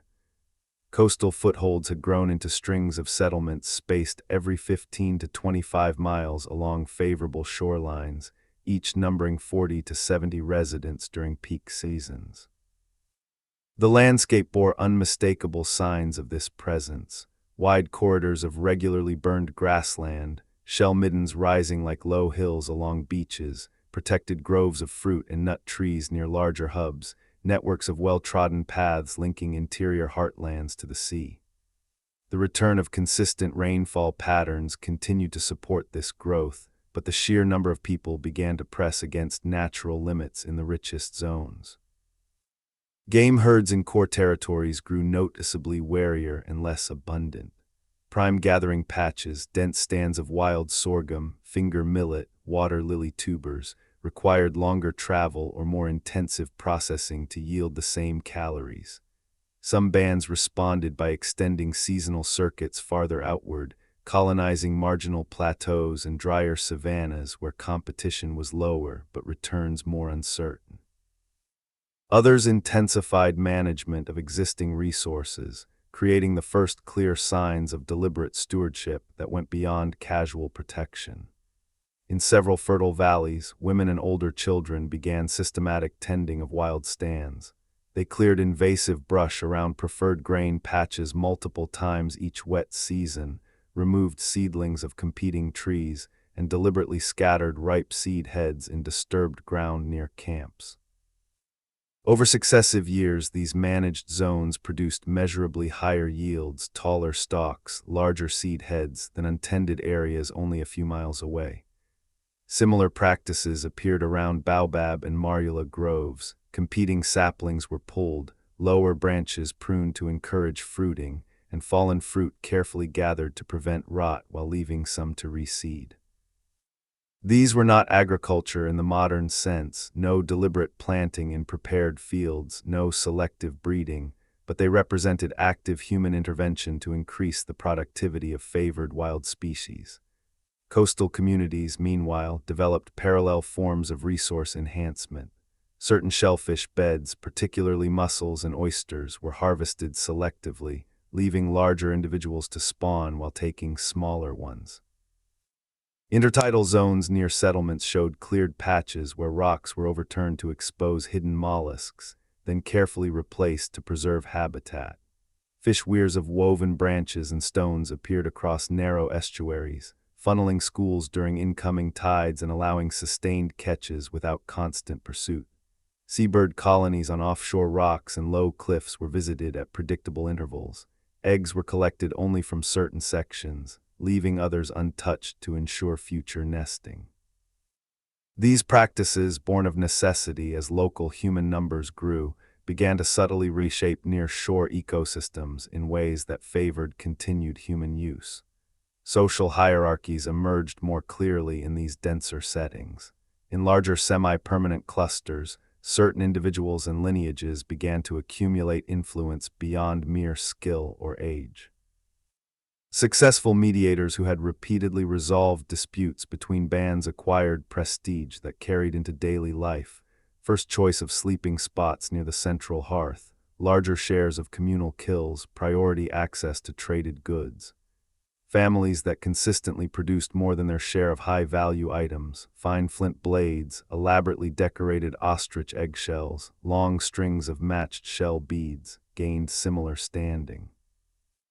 Young men who excelled in dangerous hunts or who mediated successfully during tense encounters were marked by special body paint patterns or unique ornaments that others recognized and respected. This emerging differentiation was not rigid class division. Everyone still participated in gathering, hunting, child care, and camp maintenance, but it introduced visible gradients of status. High-prestige individuals often spoke first in group decisions, received visitors from other bands, and were central figures in major rituals. Their children were more likely to be chosen as marriage partners by distant groups seeking alliances, creating incipient dynastic tendencies within the most influential lineages. Lower status families compensated through diligence, humor, specialized skills, or kinship ties to higher status members, maintaining overall cohesion. Long-distance voyaging extended dramatically during these years. Young adults, often in groups of 8 to 12, undertook journeys that lasted many months, traveling 400 miles or more along coasts and major river systems. They returned with exotic materials, translucent volcanic glass from distant highlands, whale vertebrae carved into pendants, feathers from large seabirds not found near home territories, pigments of unusual shades. These voyages served multiple purposes: resource acquisition, mate exchange, knowledge transfer, and status enhancement for successful participants. Returned voyagers recounted their adventures in elaborate story cycles that lasted entire nights, incorporating mimicry of foreign speech patterns, descriptions of unfamiliar animals, and songs learned from distant bands. The cumulative effect was a widening cultural mosaic. Coastal bands developed distinct dialects, new words for tidal phenomena, marine species, and weather signs not relevant inland. Ornament styles diverged. Coastal people favored multiple strands of small, iridescent shells worn crossed over the chest, while plateau groups preferred single large polished stone discs suspended from neck cords. Ritual sequences varied regionally. Some emphasized synchronized stamping dances around central fires, others incorporated prolonged chanting while holding painted staffs aloft. Yet enough commonality remained: shared ochre symbolism, similar burial postures, overlapping kinship terms, that people from opposite ends of the network could still communicate basic needs and recognize shared ancestry when they met. Signs of resource overexploitation appeared for the first time in the most densely populated core zones. In one major river basin, large antelope and buffalo became so scarce that hunting parties returned empty-handed more often than not. Elephants avoided traditional waterholes near settlements, forcing longer treks for water. Certain shellfish species along heavily used coastal stretches grew smaller and less abundant, requiring more effort for the same yield. Some bands responded by imposing self-restrictions: temporary hunting taboos on particular species during breeding seasons, limits on how many eggs could be taken from seabird colonies, rotation of gathering patches to allow recovery. Other groups pushed outward instead, establishing new outposts in less crowded territories. Conflict remained sporadic rather than chronic. Most disputes still resolved through avoidance, mediation, ritual reconciliation, or temporary separation. Yet when violence did occur, usually over access to a shrinking water source or a prized hunting ground, it was more likely to involve multiple deaths. A particularly bitter dispute in year 86 over a flint-rich outcrop escalated into a nighttime raid that left 4 men dead and several women injured. The aftermath was telling. Within weeks, mediators from allied bands arrived bearing symbolic items of peace, and both sides participated in a large cleansing ceremony that included public expressions of grief, exchange of marriageable young people, and joint hunting to rebuild trust. The incident left lasting scars, new cautionary tales, avoidance of the contested site for years, but it did not fracture the larger network. Technological responses to density and scarcity grew sophisticated. Atlatl darts incorporated detachable foreshafts with poison reservoirs, small sealed pouches of plant sap that ruptured on impact. Bone fishhooks grew larger and more barbed for deeper water species. Cordage reached new strengths through multi-ply twisting techniques. Hide containers were waterproofed with combinations of fat, charcoal, and tree resins.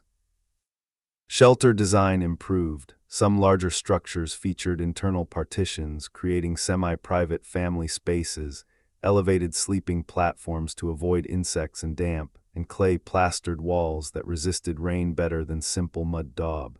Symbolic expression reached new heights of complexity. Major rock art sites became pilgrimage destinations during seasonal gatherings. Entire panels were renewed or expanded with fresh layers of pigment.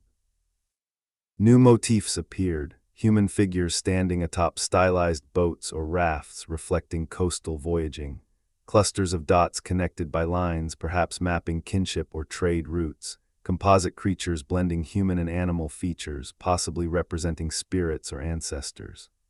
Portable art included small sculpted figures of pregnant women, carved from soft stone or ivory and polished to a high gloss, objects carried by women during pregnancy or placed near newborns for protection. Burial practices reflected growing concern with legacy. High-prestige individuals were now interred with grave goods numbering in the dozens, multiple necklaces, armbands, anklets, tools of their trade, food offerings wrapped in leaves, small stone slabs engraved with personal symbols. Graves were sometimes covered with low mounds of earth and stones that reached waist height, visible from a distance and maintained by descendants. Periodic reopening of older graves to add new offerings occurred in some regions, suggesting belief in ongoing connection between living and dead. By year 90, the human world had become recognizably more complex and differentiated than at any prior point. Population density in core areas forced new levels of resource management, social stratification, and territorial awareness. Long-distance voyaging created a web of knowledge and material exchange that spanned hundreds of miles. Cultural traditions diverged regionally while retaining enough common ground to prevent fragmentation. Early signs of overexploitation appeared, but were met with adaptive responses rather than collapse. Humanity now constituted a distributed, culturally rich, technologically adept, socially graded network exerting measurable and growing influence over the ecosystems it inhabited. The ninth decade closed with the species standing at another threshold, poised between continued expansion within existing limits and the need for still more profound reorganization as numbers continued to climb and prime resources grew scarcer in the heartlands. As the final decade of this first century of human presence began in year 91, the world that our species had come to inhabit looked profoundly different from the one their earliest ancestors had known. The population now stood at an estimated 1,800 to 2,400 individuals, still minuscule by later standards, yet dense enough in the richest core territories that entire valleys and coastal stretches carried the constant imprint of human activity. The climate remained broadly supportive. The long-established pattern of dual wet seasons continued with only minor year-to-year variation. Rivers stayed reliable, woodlands and grasslands regenerated vigorously after seasonal burns, and marine resources along the colonized coasts proved remarkably resilient under careful use. Yet the sheer weight of numbers accumulated over generations had pushed several key relationships between people and land, people and animals, people and each other, toward thresholds that could no longer be ignored. In the most populous river basin heartlands, semi-permanent settlements had grown into true village-like clusters of 40 to 60 structures, some housing extended multi-generational families under single wide thatched roofs. These were no longer mere seasonal bases. Many people spent 8 to 10 months of the year in the same location, moving only for short periods during peak game migrations or to exploit distant fruiting events. The central clearings had become true communal spaces. Multiple large hearths burned day and night, low stone platforms served as stages for storytelling and dance, designated refuse zones accumulated deep middens of bone, shell, charcoal, and broken tools. Pathways radiating outward from these hubs were now wide enough for two people to walk abreast, their surfaces packed hard by countless feet and cleared of obstructing vegetation. Resource management practices that had begun tentatively in earlier decades matured into systematic stewardship. In several core valleys, women maintained what amounted to proto-fields, broad zones where wild cereals, sorghum, millet, various grass-like grains, were encouraged through repeated weeding, selective seed scattering, and protection from fire during the vulnerable seedling stage. Yields from these managed patches routinely doubled or tripled those of untouched wild stands nearby. Around permanent settlements, groves of marula, baobab, tamarind, and shea trees showed clear signs of human favoritism. Competing species had been removed over generations, lower branches pruned to promote fruit production, and fallen fruit raked into piles to prevent fungal spread while allowing some seeds to germinate in disturbed soil. These groves produced noticeably more and larger fruit than equivalent stands in less frequented areas. Coastal communities pushed parallel intensification still further. Mussel and oyster beds near larger settlements were harvested on strict rotations, entire sections left untouched for entire lunar cycles to allow regrowth. Fish weirs grew more elaborate, some extended 30 or 40 meters across estuaries, constructed of interwoven saplings reinforced with stones and designed to be raised or lowered with the tide. Seabird colonies on offshore stacks and cliff ledges were visited according to carefully remembered schedules. Only a portion of eggs were taken each season, ensuring enough chicks fledged to maintain breeding populations.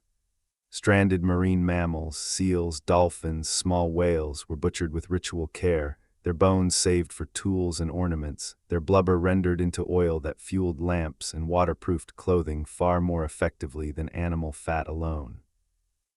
Storage technology reached new sophistication in response to seasonal abundance and the need to support larger resident groups. Large basket-lined pits, some dug to shoulder depth and capped with flat stone slabs, held roasted nuts, smoked fish, dried meat strips, parched grain seeds, and bundles of detoxified tubers. In coastal zones, sealed containers made from large gastropod shells or gourds coated inside and out with resin held rendered seal blubber and salted seafood for months.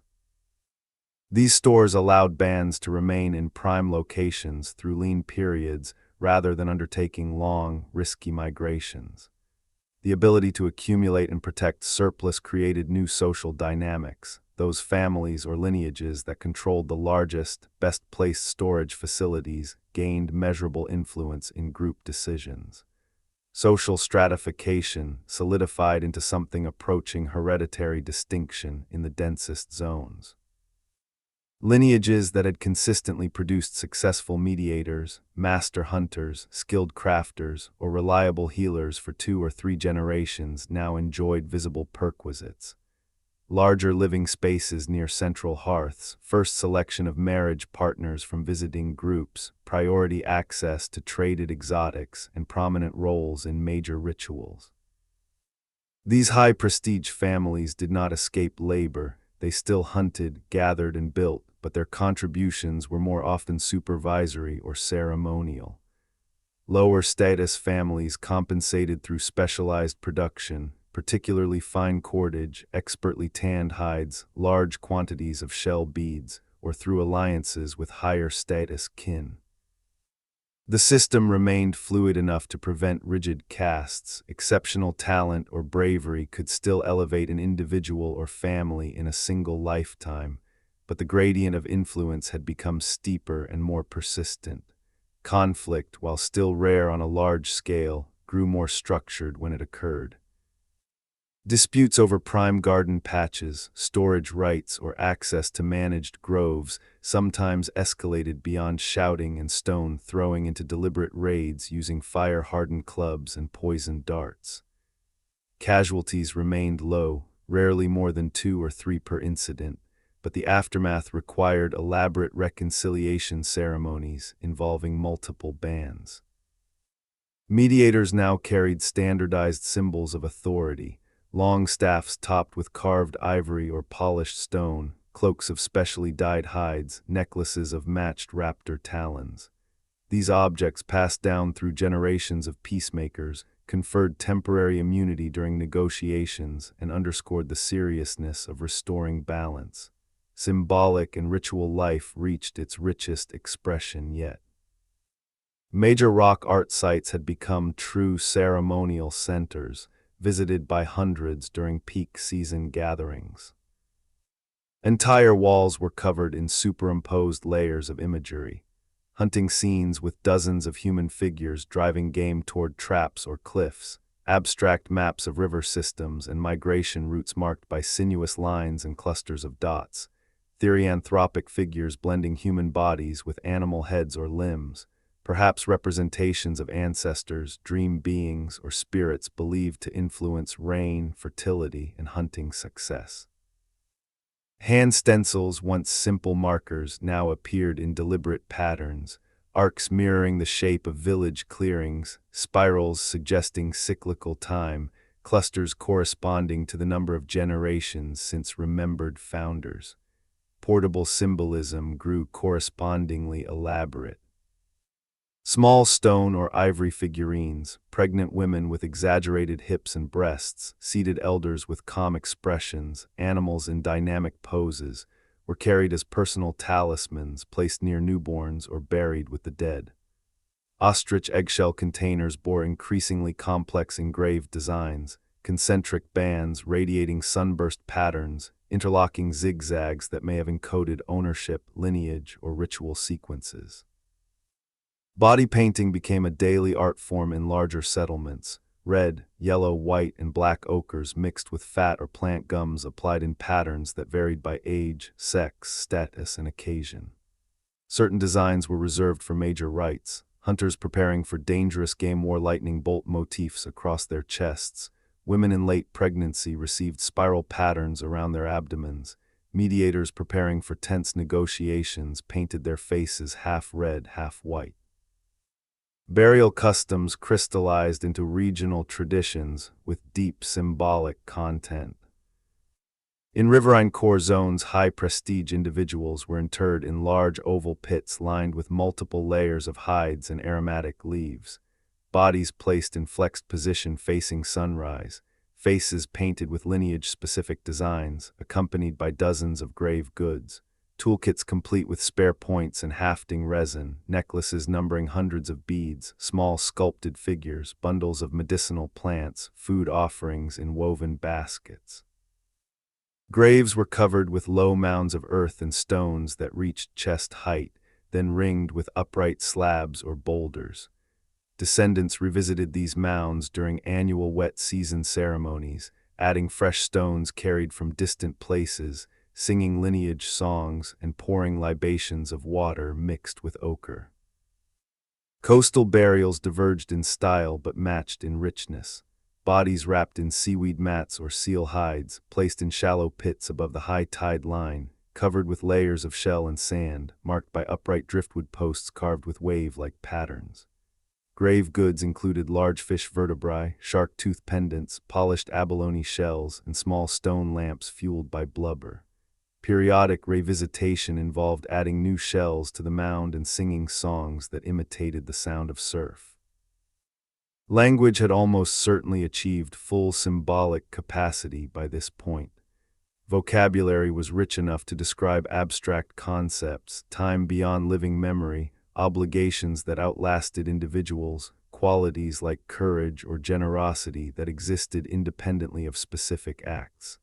Syntax allowed complex conditional statements, embedded clauses, and narrative sequences that could span hours. Dialects had diverged noticeably between coastal and inland groups, between riverine and plateau zones, yet remained mutually intelligible with effort. Storytelling sessions in large settlements lasted entire nights, weaving genealogy, environmental knowledge, moral lessons, accounts of distant lands, and accounts of the deeds of ancestors into seamless epics. Children learned these traditions through constant exposure, repetition, and gentle correction, ensuring continuity across vast distances. Animal populations showed the deepest cumulative impact yet. In core territories, large grazers, eland, kudu, buffalo, had become extremely scarce within a day's walk of major settlements. Hunting parties traveled 30 to 50 miles to find viable herds. Elephants avoided human-scent corridors entirely in some regions, maintaining traditional paths only in the most remote margins. Predators grew bolder around refuse-rich villages. Hyenas and jackals raided nightly. Lions occasionally took children or adolescents at the edges of settlements. Coastal species adjusted similarly. Fish schools learned to avoid weirs during daylight. Seabirds shifted nesting sites slightly farther from human trails. Yet commensal relationships deepened. Certain crows and kites in coastal zones waited expectantly near shellfish gatherers, dropping clams from height and sharing the contents. inland oxpeckers perched on human shoulders as readily as on game animals. By year 100, the human world had reached the zenith of what this first century could sustain without fundamental reorganization. Population likely peaked around 2,200 to 2,500 individuals, enough to fill the richest habitats to near carrying capacity, yet still small enough that marginal territories remained open for colonization. The landscape bore permanent human signatures, managed groves and grain patches, shell middens rising 10 feet or more along favored beaches, wide trail networks connecting coast to interior, burned mosaics of grassland, stone-ringed burial mounds visible across valleys, rock art panels that recorded centuries of collective memory. Socially, culturally, technologically, and ecologically, humanity had become something new. A distributed yet interconnected species, capable of symbolic thought deep enough to encompass past, present, and imagined futures. Social enough to maintain peace across hundreds of miles through kinship, mediation, and ritual. Inventive enough to reshape ecosystems in small but enduring ways. Reflective enough to bury its dead with ceremony and mark its presence with art that spoke across generations. The first 100 years had not been a straight ascent. There had been droughts that killed, population crashes that tested resilience, territorial disputes that left blood on the ground, moments when extinction seemed close enough to touch. Yet each challenge had been met with adaptation, technological, social, cultural, behavioral. From fragile bands of 30 souls clinging to unpredictable savannas, humanity had grown into a resilient, culturally vibrant, ecologically influential network numbering in the low thousands. As the 100th year closed, the horizon remained open.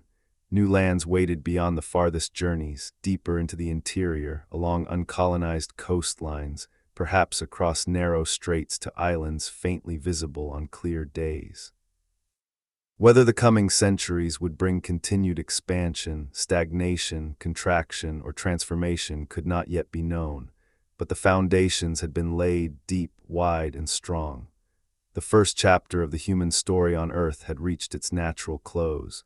What followed would be built on everything these first 100 years had forged in fire, hunger, cooperation, ingenuity, memory, and hope. Stepping just beyond the edge of those first 100 years to listen to the quiet echoes they left behind, echoes that would carry forward for millennia, shaping everything that followed without ever repeating the exact conditions of that primordial dawn. By the closing months of year 100, the human presence had become a persistent hum across the landscape rather than isolated notes. In the river valleys where density was greatest, smoke rose from dozens of hearths at dawn and lingered into dusk. Children born in year 100 would grow up never knowing a world without the constant background of other human voices, distant calls answering calls, the rhythmic thump of pestles grinding grain in neighboring clearings, the low murmur of storytelling that drifted across valleys on still evenings. The first infants whose great-grandparents had themselves been among the very earliest anatomically modern humans were now entering adolescence, carrying in their bodies and minds the accumulated lessons of a full century of trial, adaptation, ingenuity, and connection. The world had not stood still while humans multiplied and spread. The Pleistocene climate engine kept turning, subtle shifts in orbital parameters, variations in Atlantic circulation far to the north, pulses of dust from distant deserts, all combining to produce year-to-year variability within the broader pattern that had become familiar.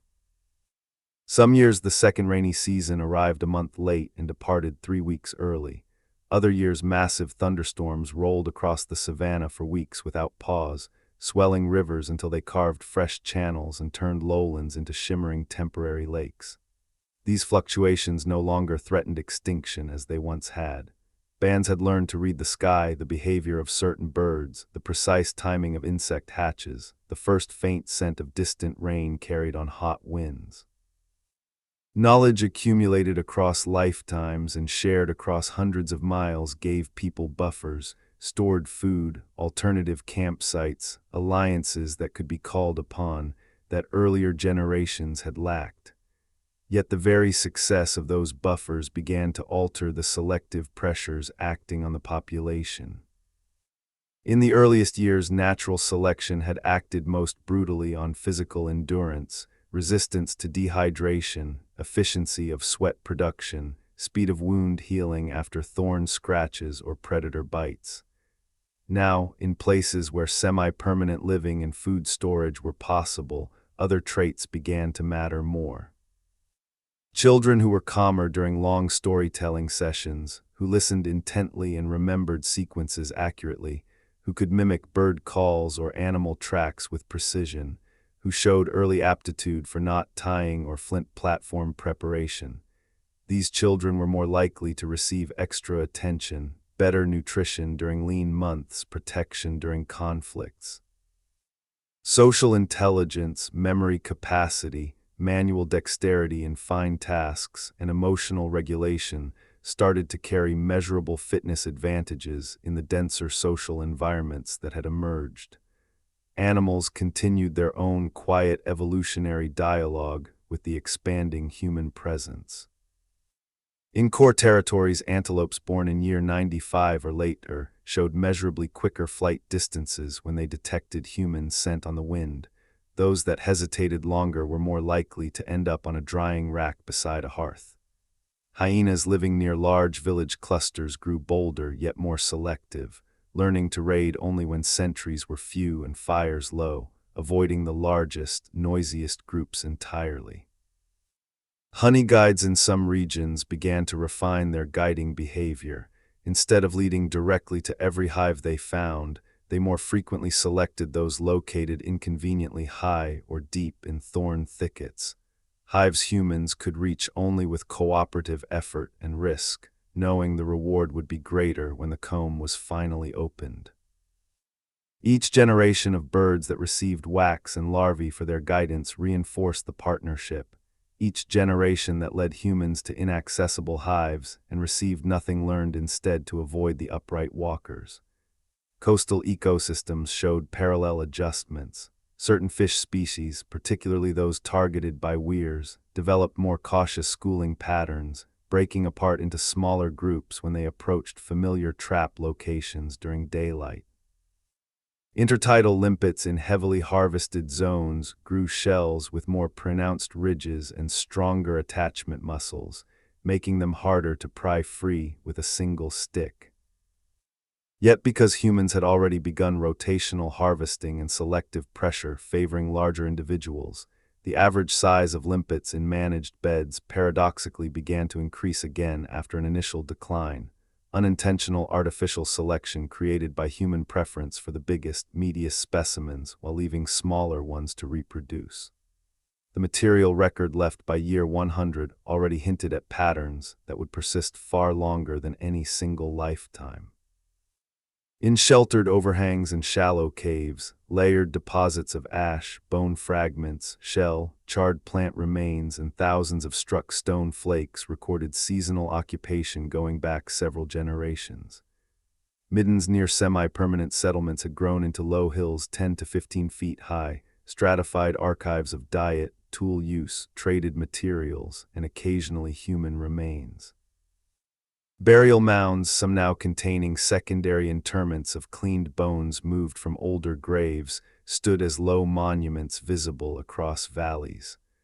Rock art panels, repeatedly renewed with fresh pigment, preserved visual narratives that linked living people to ancestors they had never met. If a time traveler could have stood on a prominent ridge at the end of year 100 and looked out across the landscape at first light, they would have seen smoke columns rising from perhaps 30 to 40 locations within a single day's walk, each marking a cluster of families who knew themselves to be related, through blood or marriage or shared ritual, to many of the others. Paths connected these columns like a loose net thrown across savanna, woodland, and coast. Along the shore, additional smoke rose at wider intervals where marine-adapted groups kept their own rhythms of tide and moon. Everywhere the land showed gentle but unmistakable human signature, mosaic burning patterns, widened corridors through thorn scrub, selectively thinned woodlands near settlements, shell accumulations along beaches, stone arrangements marking boundaries or memorials. The first 100 years had not produced cities, writing, metallurgy, or domesticated plants and animals. Those transformations still lay centuries, sometimes millennia, in the future. What it had produced was something equally profound, a widely distributed, culturally transmitting, socially sophisticated, ecologically influential primate species that already possessed most of the cognitive and behavioral foundations necessary for everything that would come later. Language capable of metaphor, planning across seasons, recounting events beyond living memory, negotiating complex social contracts. Cumulative technological tradition, knowledge of poisons, resins, hafting compounds, pressure-flaking sequences, cordage twists, tanning chemistry, passed reliably from one generation to the next. Symbolic capacity rich enough to create art that spoke across time, bury the dead with ceremony that recognized continued connection, mark landscapes with signs that carried meaning for those who knew how to read them.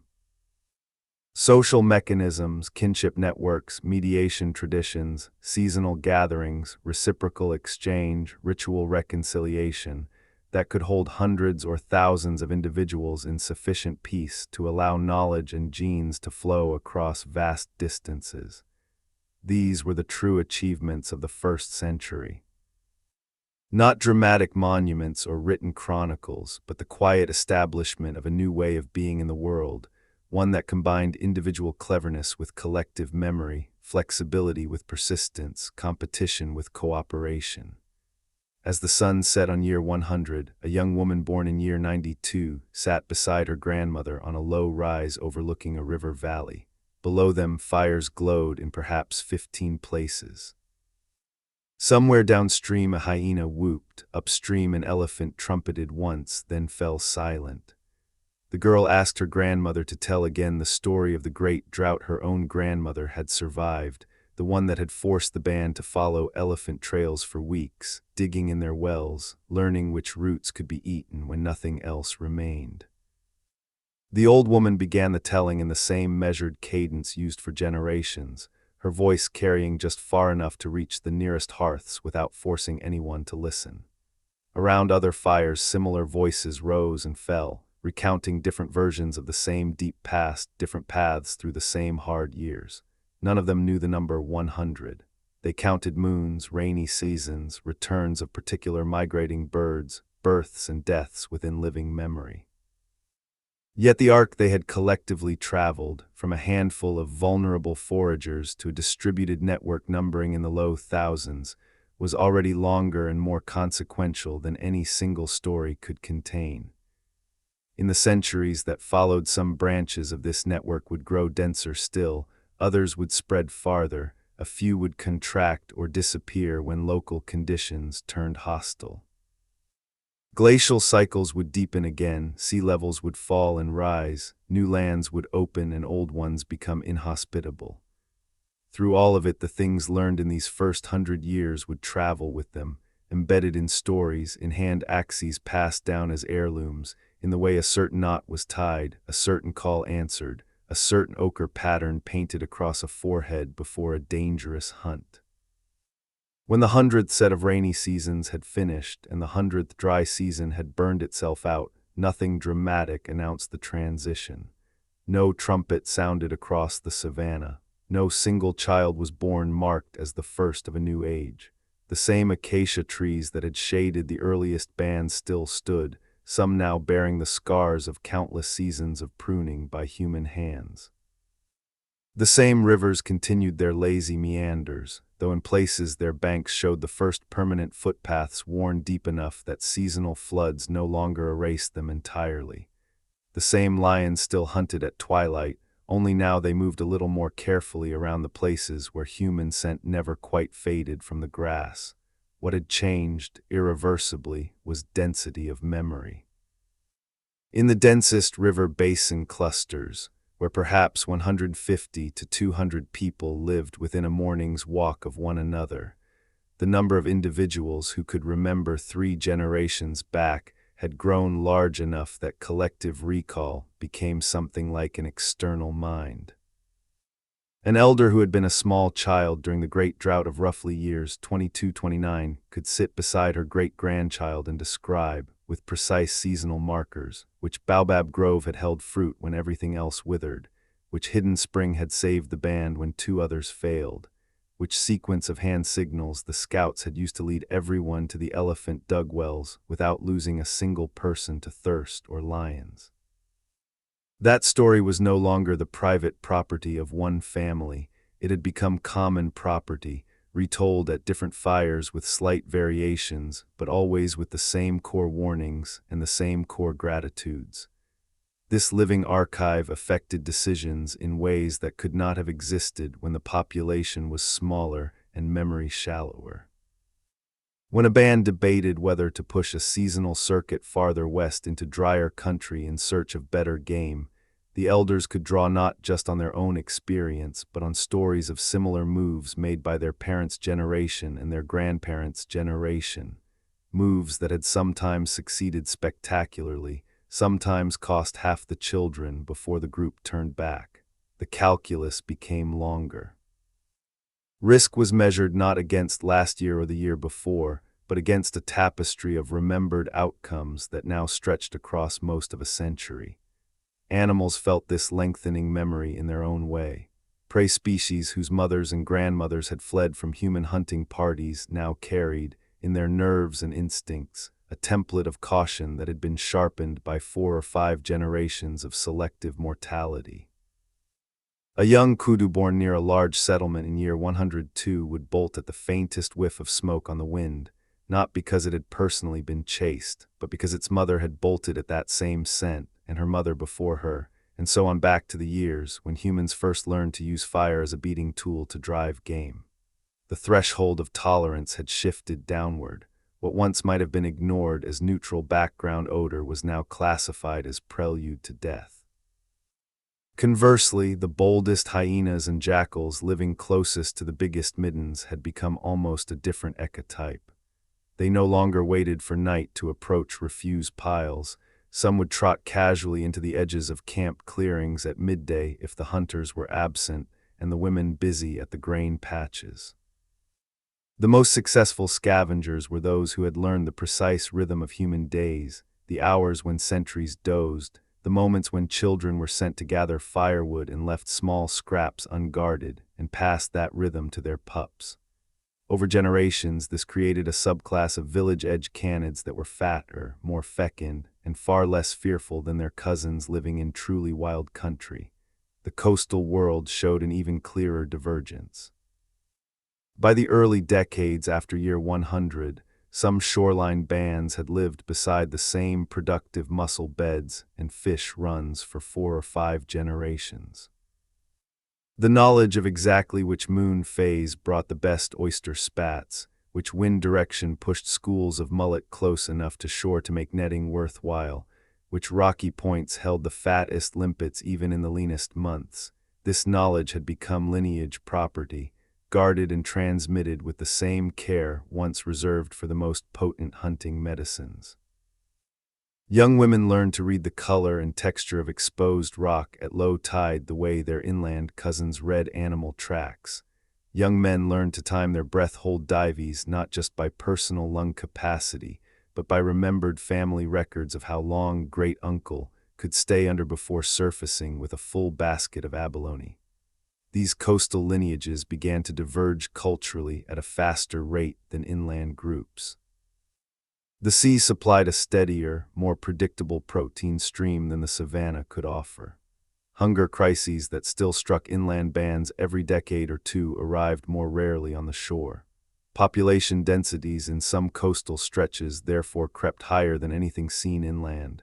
Hamlets of 70 to 90 people living within sight of one another along a single bay, connected by footpaths that hugged the high tide line rather than striking across open country.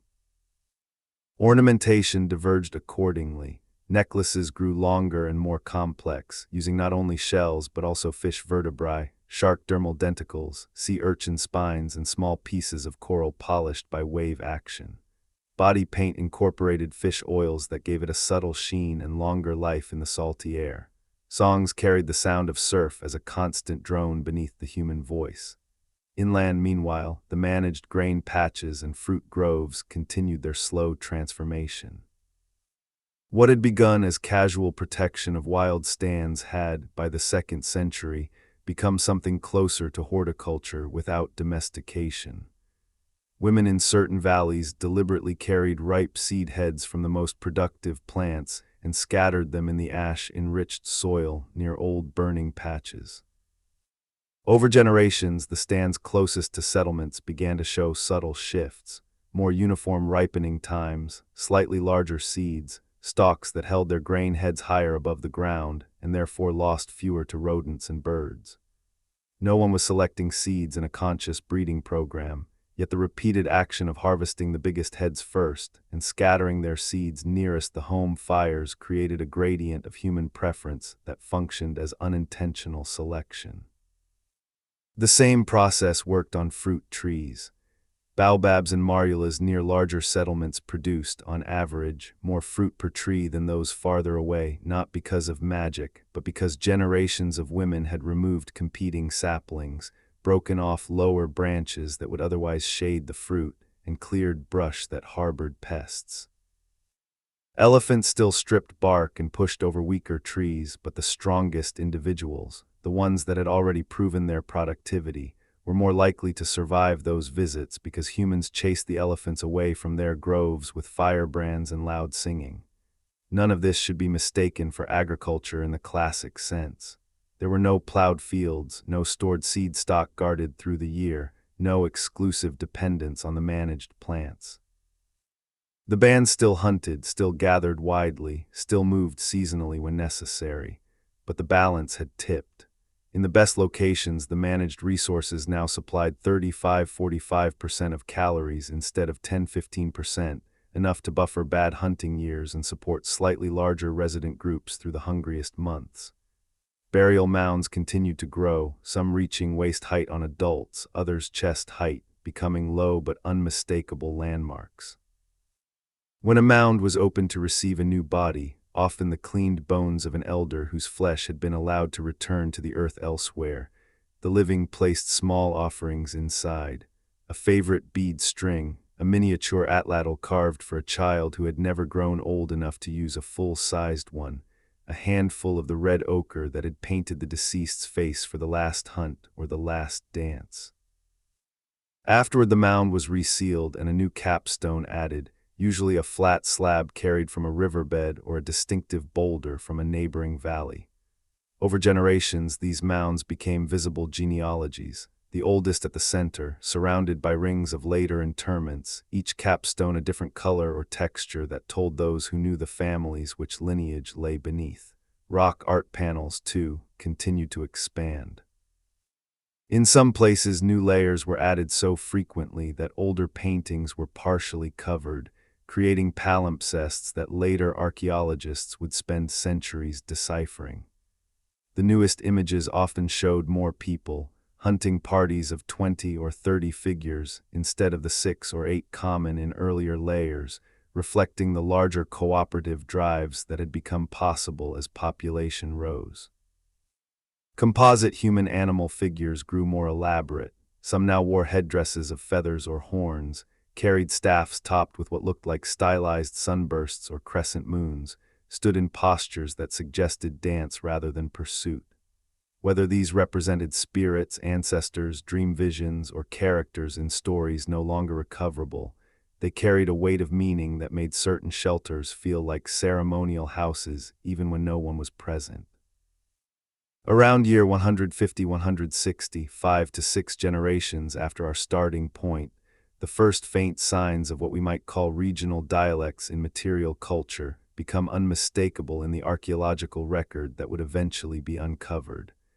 Coastal beads tend towards smaller, more numerous perforations and brighter nacre. Inland beads favor larger, polished stone discs. Atlatl hooks in one river system show a distinctive double-notch design that does not appear 50 miles away. Poison recipes, whispered rather than shouted, vary enough that a dart tipped in one valley's mixture might cause convulsions within minutes, while the same animal hit with a neighbor's poison would run much farther before collapsing. These differences were not yet so great as to prevent trade or intermarriage, but they were large enough that a stranger arriving in a new territory could be recognized as from the Muscle people or from the Red Ochre Hills before any words were spoken. The animal world kept pace with these slow divergences. In coastal zones, certain gulls learned to drop shellfish not just on rocks, but specifically on the hard-packed paths humans used most often, knowing the shell would shatter more reliably there and that the human would be more likely to leave scraps behind. Inland, oxpeckers in heavily peopled valleys began perching on human heads and shoulders almost as frequently as on game animals, gleaning ticks and flies while receiving almost complete immunity from predation. Leopards and lions had learned that snatching a bird off a human usually brought immediate and dangerous retaliation. By the time 2 full centuries had passed since the first anatomically modern humans appeared, the network had spread far enough and differentiated enough that it no longer made sense to speak of a single human world in the way we could at year 100. There were coastal worlds, riverine worlds, plateau worlds, woodland edge worlds, each with its own accent of tools, ornaments, songs, food preferences, risk calculations, and stories about how things began. Yet the thread still connected them. A shell necklace from the shore could still be found 200 miles inland. A flint blade napped in the eastern hills could still appear in a coastal grave. A story about the Great Drought could still be recognized, with regional variations from the southern beaches to the northern plateaus. The first 100 years had planted seeds, some deliberate, most accidental, that would take root in very different soils and grow into very different shapes. The long morning after the first century was not a single dawn but many dawns, spreading outward like ripples from stones dropped in different parts of the same vast lake. And every ripple carried, somewhere in its motion, the memory of those first fragile bands who had once huddled around a single fire, listening for lions while they waited for the sky to decide whether it would send rain or dust. By the time the calendar we now use would have reached roughly year 300, 400, 10 to 15 generations after the first anatomically modern humans appeared, the human network had stretched far beyond the original cradle landscapes. Some lineages had followed rivers northward into higher, cooler plateaus where morning frost sometimes rhymed the grass. Others had tracked game trails westward into increasingly arid country, learning to live where water appeared only after the rarest rains and then vanished again within days. Still others had hugged the coastline for hundreds of miles in both directions, eventually rounding capes where cold currents rose from greater depths and brought entirely new fish, new seabirds, new kinds of kelp that could be dried and stored like inland tubers. Every expansion carried the same invisible cargo, habits of mind and hand that had first taken root in those opening 100 years. Take, for example, the way people still kindled fire. Even now, long after the original bow drill technique had spawned a dozen regional variations, the fundamental sequence remained recognizable. Select dry hardwood for the hearth board, softer wood for the spindle. Notch the board carefully so the powdered char can collect.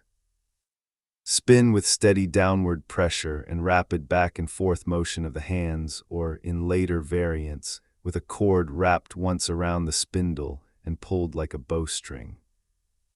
The ember that finally glowed in the notch was still nursed exactly the same way, lifted gently on a leaf or piece of bark, fed the finest wisps of tinder, perhaps milkweed floss or the inner bark of a particular shrub, then blown into flame with the same pursed lip rhythm that a woman in year 12 had once used beside the same river that still flows today.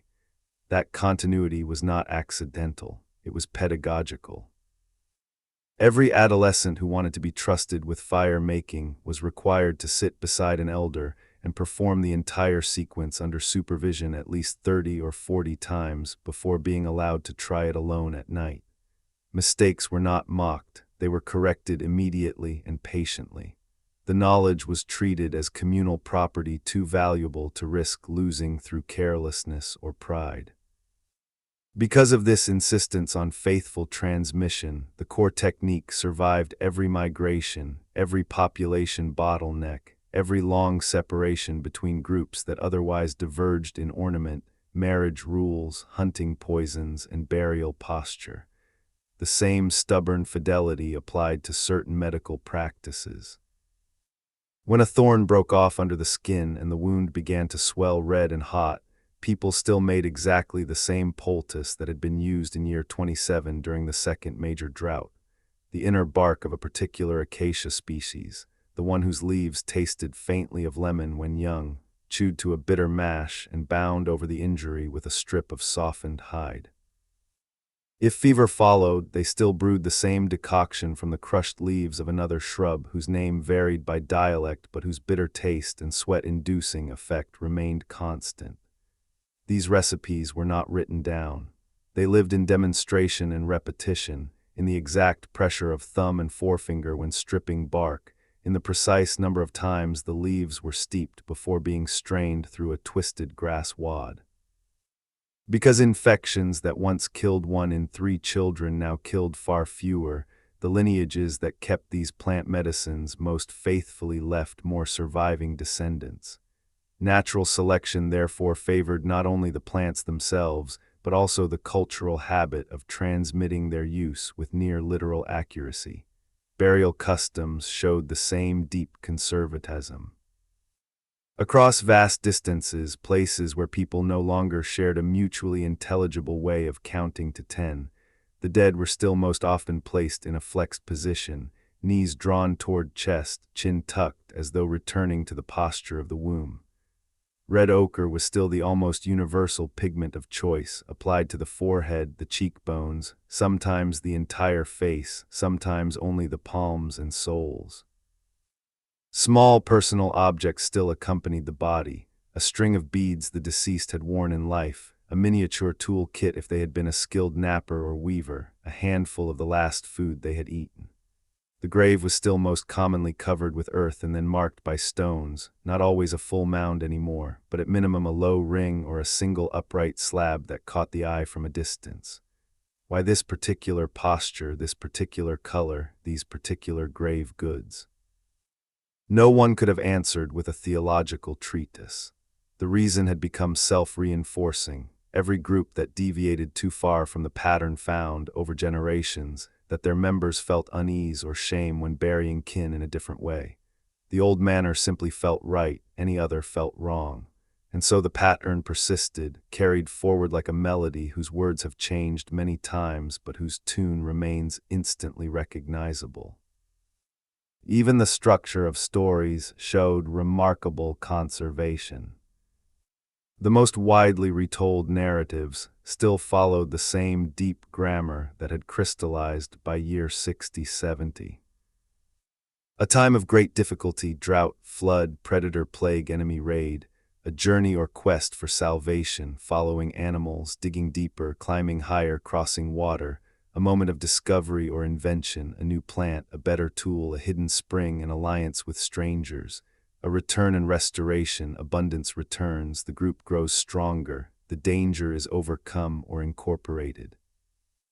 Characters were rarely named as individuals. They were most often the clever one, the strong woman, the elder who remembered, the child who noticed what everyone else missed. The moral almost always circled back to the same cluster of values. Share when you can, remember what saved you before, listen to those who survived the last hard time, do not separate yourself too far from the others. Because this narrative skeleton was so stable, stories could travel immense distances and still be recognized. A band on the far northern plateau could listen to a visiting trader tell of the woman who followed the honey guide across the burning plain, and understand that this was a variant of the same tale their own grandmothers told about the girl who listened to the small bird when the men would not. The surface details changed, different animals, different plants, different landmarks, but the emotional architecture remained intact. That architecture was itself one of the greatest inheritances of the 1st century, a framework flexible enough to incorporate new experiences yet rigid enough to preserve core lessons about survival, cooperation, observation, and humility. Around year 500-600, some lineages had reached environments so different from the original savanna cradle that almost everything had to be relearned.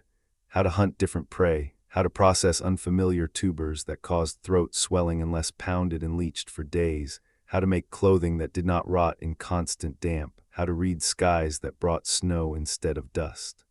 Yet even there the old toolkit was not discarded wholesale. The atlatl still existed, though its darts grew shorter and heavier for closer-range forest hunting.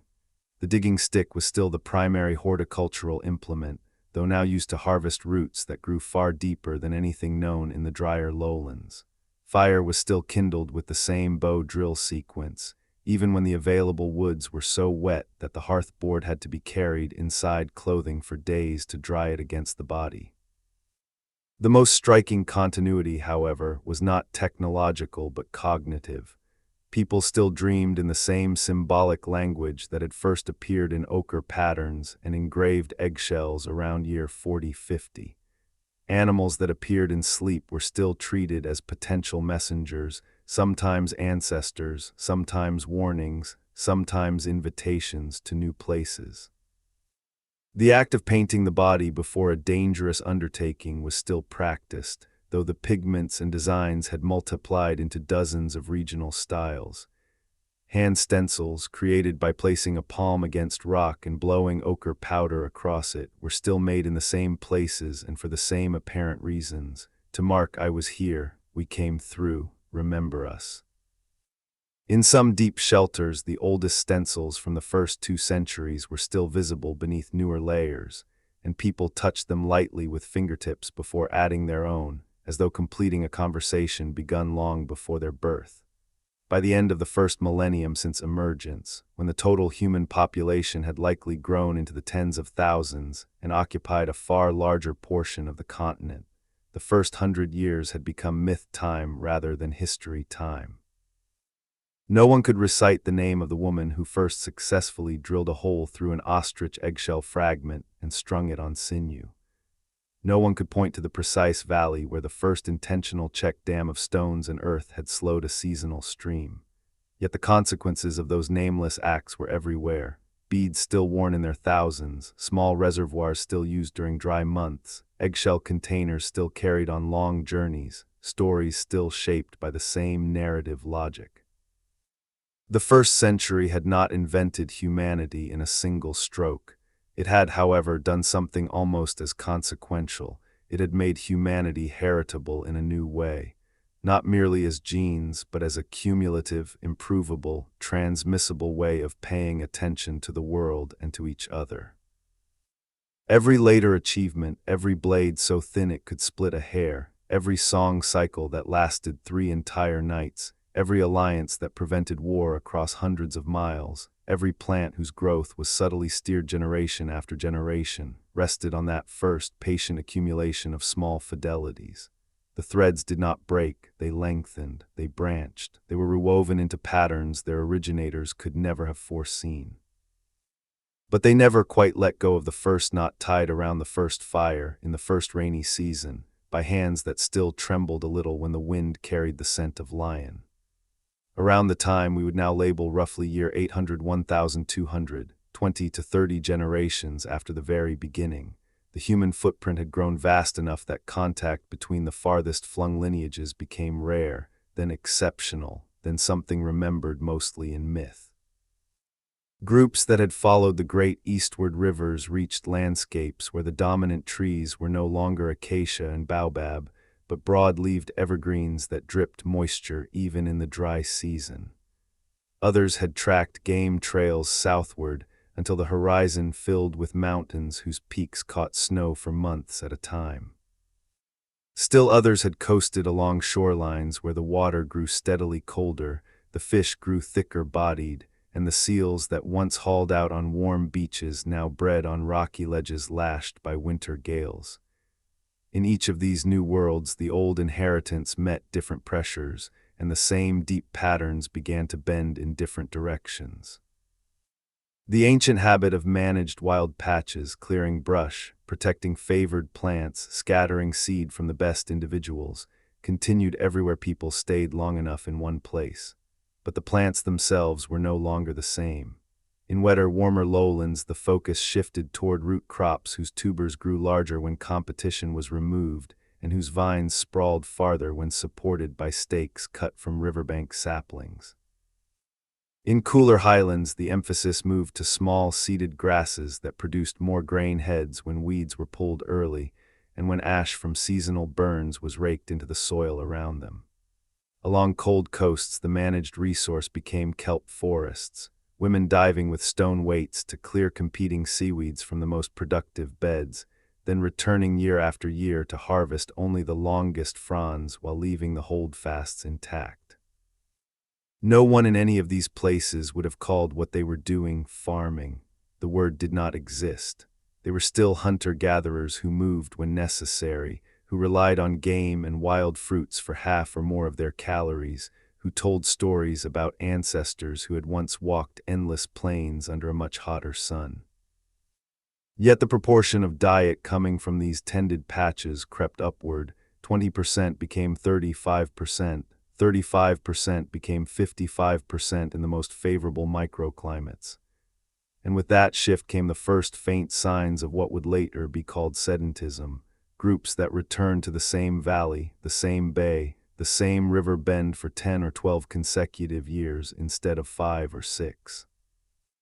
Tools changed shape to match the new realities, but always retained an unmistakable family resemblance to the forms first refined in years 40-80. The atlatl, once a lightweight throwing stick used on open savanna, grew shorter and stouter in forested zones where shots had to be taken at 10 paces rather than 30. Its hook was carved deeper to hold heavier darts tipped with bone or antler points better suited to piercing thick hide at close range. In highland regions, the dart foreshafts were sometimes fitted with small, razor-sharp slivers of obsidian traded from volcanic outcrops hundreds of miles away, points so sharp they could split a hair, so brittle they shattered on impact and left fragments embedded in flesh that were almost impossible to extract without surgery. Coastal groups retained the longer atlatl form, but added detachable bone harpoon heads connected by short lengths of sinew line, so that a struck fish or seal could be played like a modern game fish rather than lost if it bolted into deep water. The digging stick, perhaps the most conservative tool of all, gained a fire-hardened point in some regions, a flattened paddle-like blade in others, a stone weight lashed near the working end in still others. Yet the grip, the stance, the rocking motion used to lever roots from the ground remained identical to the posture a woman in year 15 had used to extract the first water lily tuber when the river shrank to a chain of muddy pools. Body adornment diverged more dramatically than tools, yet every regional style still honored the same underlying logic established in years 3750. Decoration as both personal identity and group membership, applied most elaborately before hunts, dances, marriages, burials. In wetter lowlands, beads were made from river mussel shell, and sections of reed stem dyed with plant juices that held color even after years of wear. Necklaces grew into multiple strands that crossed the chest in diagonal patterns unique to each lineage. In colder highlands, adornment shifted toward polished stone and bone, discs of soapstone incised with radiating lines, bird talons strung on twisted sinew, small fragments of amber traded from northern bogs. Coastal people layered their bodies with materials that caught and reflected light off water, abalone shell discs ground to thin translucent sheets, fish scale mosaic sewn onto hide capes, seal ivory carved into tiny swimming figures worn as ear pendants. Face and body paint kept the same core palette, red and yellow ochres, white kale and black charcoal, yet the designs grew more intricate and regionally specific.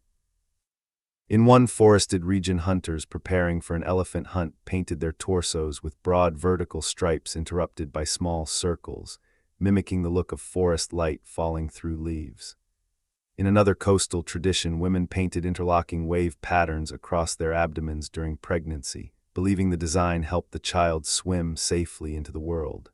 These were no longer simple luck signs. They had become visual prayers, lineage markers, calendars of important life events. Language had by now fractured into hundreds of mutually unintelligible or barely intelligible varieties. Yet certain root words, those tied to the oldest, most emotionally charged experiences, survived with recognizable echoes across vast distances. The sound cluster that meant fire in the original homeland still appeared, heavily modified but traceable, in languages spoken beside northern snowfields and southern estuaries.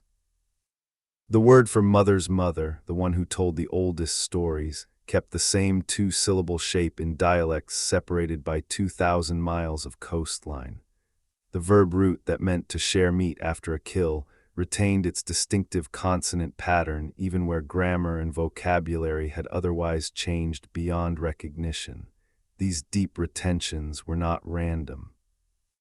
They marked the concepts that had been most critical during the first precarious centuries: fire as life, grandmothers as memory, meat sharing as the glue that held groups together when hunger tempted selfishness.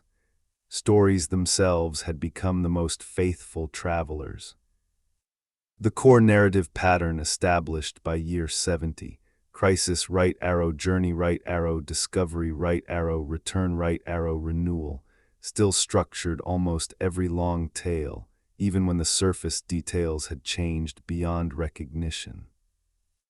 A group living beside a cold inland sea told of the winter when the fish vanished and the ice walked across the bay, followed by a journey to find the hidden spring that never froze, a discovery of a new way to spear seals under the ice, and a return that brought enough blubber to keep every hearth burning through the dark months. The same deep structure appeared in equatorial forests as a tale of the season when the great trees dropped no fruit and the monkeys fled. A journey following a rare bird to a hidden valley, the discovery of a new root that could be pounded into bread, and a return that fed children who had begun to forget the taste of fullness. Names of characters had mostly disappeared, archetypes remained: the one who noticed, the one who refused to give up, the child who spoke when adults were silent, the elder who remembered the last time the sky turned against us. These figures were never given personal names in the oldest layers of the stories, only qualities. The habit had been set in the 1st century when groups were small enough that everyone knew exactly who was being described. It persisted long after the need for anonymity had vanished. Burial mounds, once modest stone rings, had in some regions grown into true tumuli, low hills of earth and rubble that reached the height of 2 people standing on each other's shoulders. In other places, they had simplified again to single upright stones or clusters of 3 boulders arranged in a triangle. Yet the underlying act remained the same: the body or cleaned bones placed with care, ochre applied, small objects included, earth heaped or stones set so that the place could be found again. Descendants still returned, not always every year, but often enough to keep the memory alive, adding new stones, singing fragments of the old songs, pouring water mixed with red pigment so that it ran down the mound like symbolic blood returning to earth. Around year 1500–2000, the first unmistakable signs appear in the eventual archaeological record that some lineages had crossed the invisible line into what would later be called Neolithic ways of life. Not suddenly, not everywhere, not uniformly, but in the richest, most stable microclimates where tended patches had gradually become the dominant calorie source and where storage technology, now including large clay-lined baskets, stone-lined pits, elevated granaries built on stilts to deter rodents, allowed groups to remain in one place year-round. The old hunting toolkit did not disappear, it simply became secondary. The atlatl was still made and used for occasional large game, but smaller bows, whose invention likely occurred independently in several regions between years 800–1200, began to take over for everyday meat procurement. Digging sticks were still used, but now beside hoes fashioned from scapulae or flattened stones lashed to wooden handles. Managed patches were no longer scattered and opportunistic. In some valleys, they formed contiguous zones cleared by repeated burning and hand weeding, planted each wet season with seeds saved from the previous year's best heads. Yet even in these early agricultural footholds, the first 100 years were not forgotten. The stories people told around the new, larger hearth still began with, in the time before the fields, when we still followed the herds. The red ochre applied to newborn babies, foreheads was still called by a word that traced back to the pigment first deliberately collected in year 18. The posture in which ancestors were buried, flexed, facing the direction the sun rises, was still the same posture mothers assumed during labor, as though reminding each new child of the cycle that had begun long before fields existed. The branches had grown far apart. Some bore heavy fruit year after year in fertile valleys. Others clung to rocky coasts where survival still demanded daily negotiation with tide and wind. Still others wandered thin-soiled highlands where winter killed crops and only the old hunting knowledge kept children alive. But every branch still grew from the same rootstock. Every leaf still turned toward the same sun that had once warmed the first fragile camp beside the Rift Valley lakes. And somewhere in the deepest layers of every language, every technique, every story, every grave good, the first 100 years still breathed, quiet, persistent, foundational, unbreakable. We have walked together through the raw emergence, the desperate survival, the fragile alliances, the trials of drought and flood, the quiet flowering of tools and symbols, the slow pressures of numbers, the hardening and softening of boundaries, the reach to new coasts and new heights, the deepening of memory, the lengthening of threads that refused to break, the patient branching into difference, and now, at last, we return to the single, simple truth that has carried every word of this story. The first 100 years were not merely the beginning of humanity. They were the complete invention of everything that makes us recognizably human. Not in monuments, not in cities, not in writing or wheels or fields laid out in straight lines, none of those things yet existed. What existed was far more essential and far more enduring, a mind that could hold yesterday and tomorrow at the same time. A hand that could shape stone with such precision that the shape itself became memory. A voice that could turn a warning grunt into a sentence that described a place never seen, a danger never met, a hope never guaranteed. A heart that could grieve one dead child and still choose to bring another into the world. A group that could quarrel bitterly over the last tuber and still share the marrow from the next kill. An eye that could see ochre smeared on rock and feel something beyond hunger or fear, something like continuity, like meaning, like belonging to more than one lifetime. Every later cathedral, every library, every code of law, every symphony, every vaccine, every poem written in solitude and read in silence by strangers centuries later, every quiet act of kindness done when no one is watching, every single one of them traces an unbroken line back to those first 100 years. Back to the woman who, in year 18, mixed red earth with fat and drew the first deliberate line across her sleeping child's forehead, not for camouflage, not for medicine, but because the gesture felt necessary. Back to the man who, in year 36, placed a favorite hand axe beside his elder brother's body and covered both with earth, not because he expected the dead to use tools again, but because leaving the axe felt more complete than taking it. Back to the adolescent who, in year 47, sat through an entire night listening to an elder recount a drought survived 40 years earlier, and understood not just the facts, but the reason the story was worth telling again. Back to the band that in year 62 chose to shout warnings and throw stones rather than close in with spears when strangers approached a shrinking waterhole, because the cost of peace had become imaginable and the cost of war unbearable. Those moments were not anomalies. They were the species defining itself. By the end of the first century, the human animal had already become something no other animal had ever been, a creature whose survival depended as much on shared imagination as on sharp teeth or swift legs.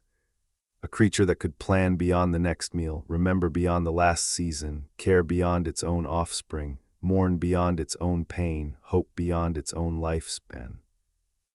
Everything else, agriculture, metallurgy, writing, states, science, art in marble and oil, machines that think, was commentary.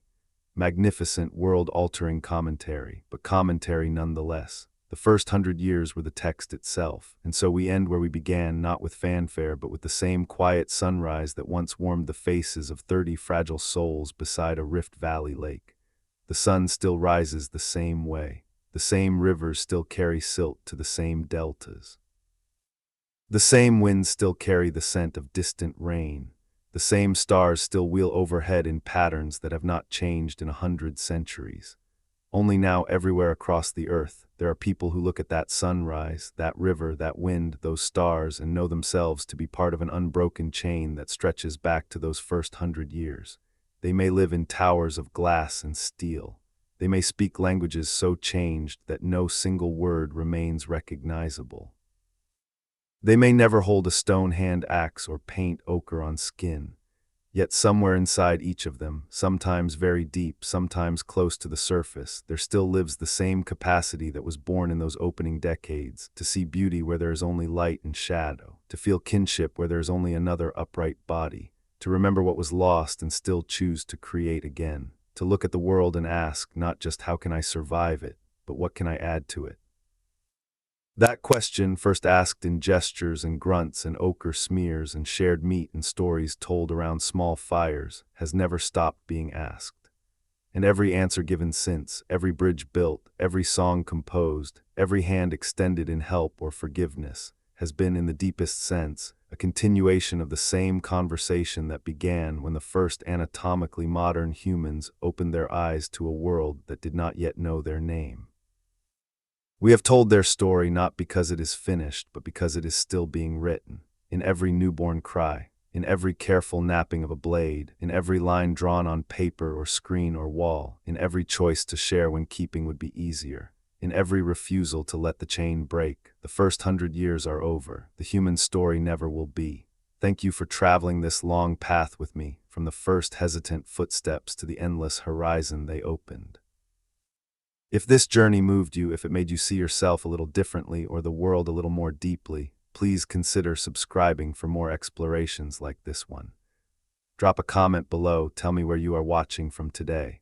A city name, a country, a quiet room somewhere in the world. Let us know you are here, part of the same unbroken chain, listening to the same ancient story still being told. Wherever you are watching from, thank you. The fire is still burning. The conversation continues.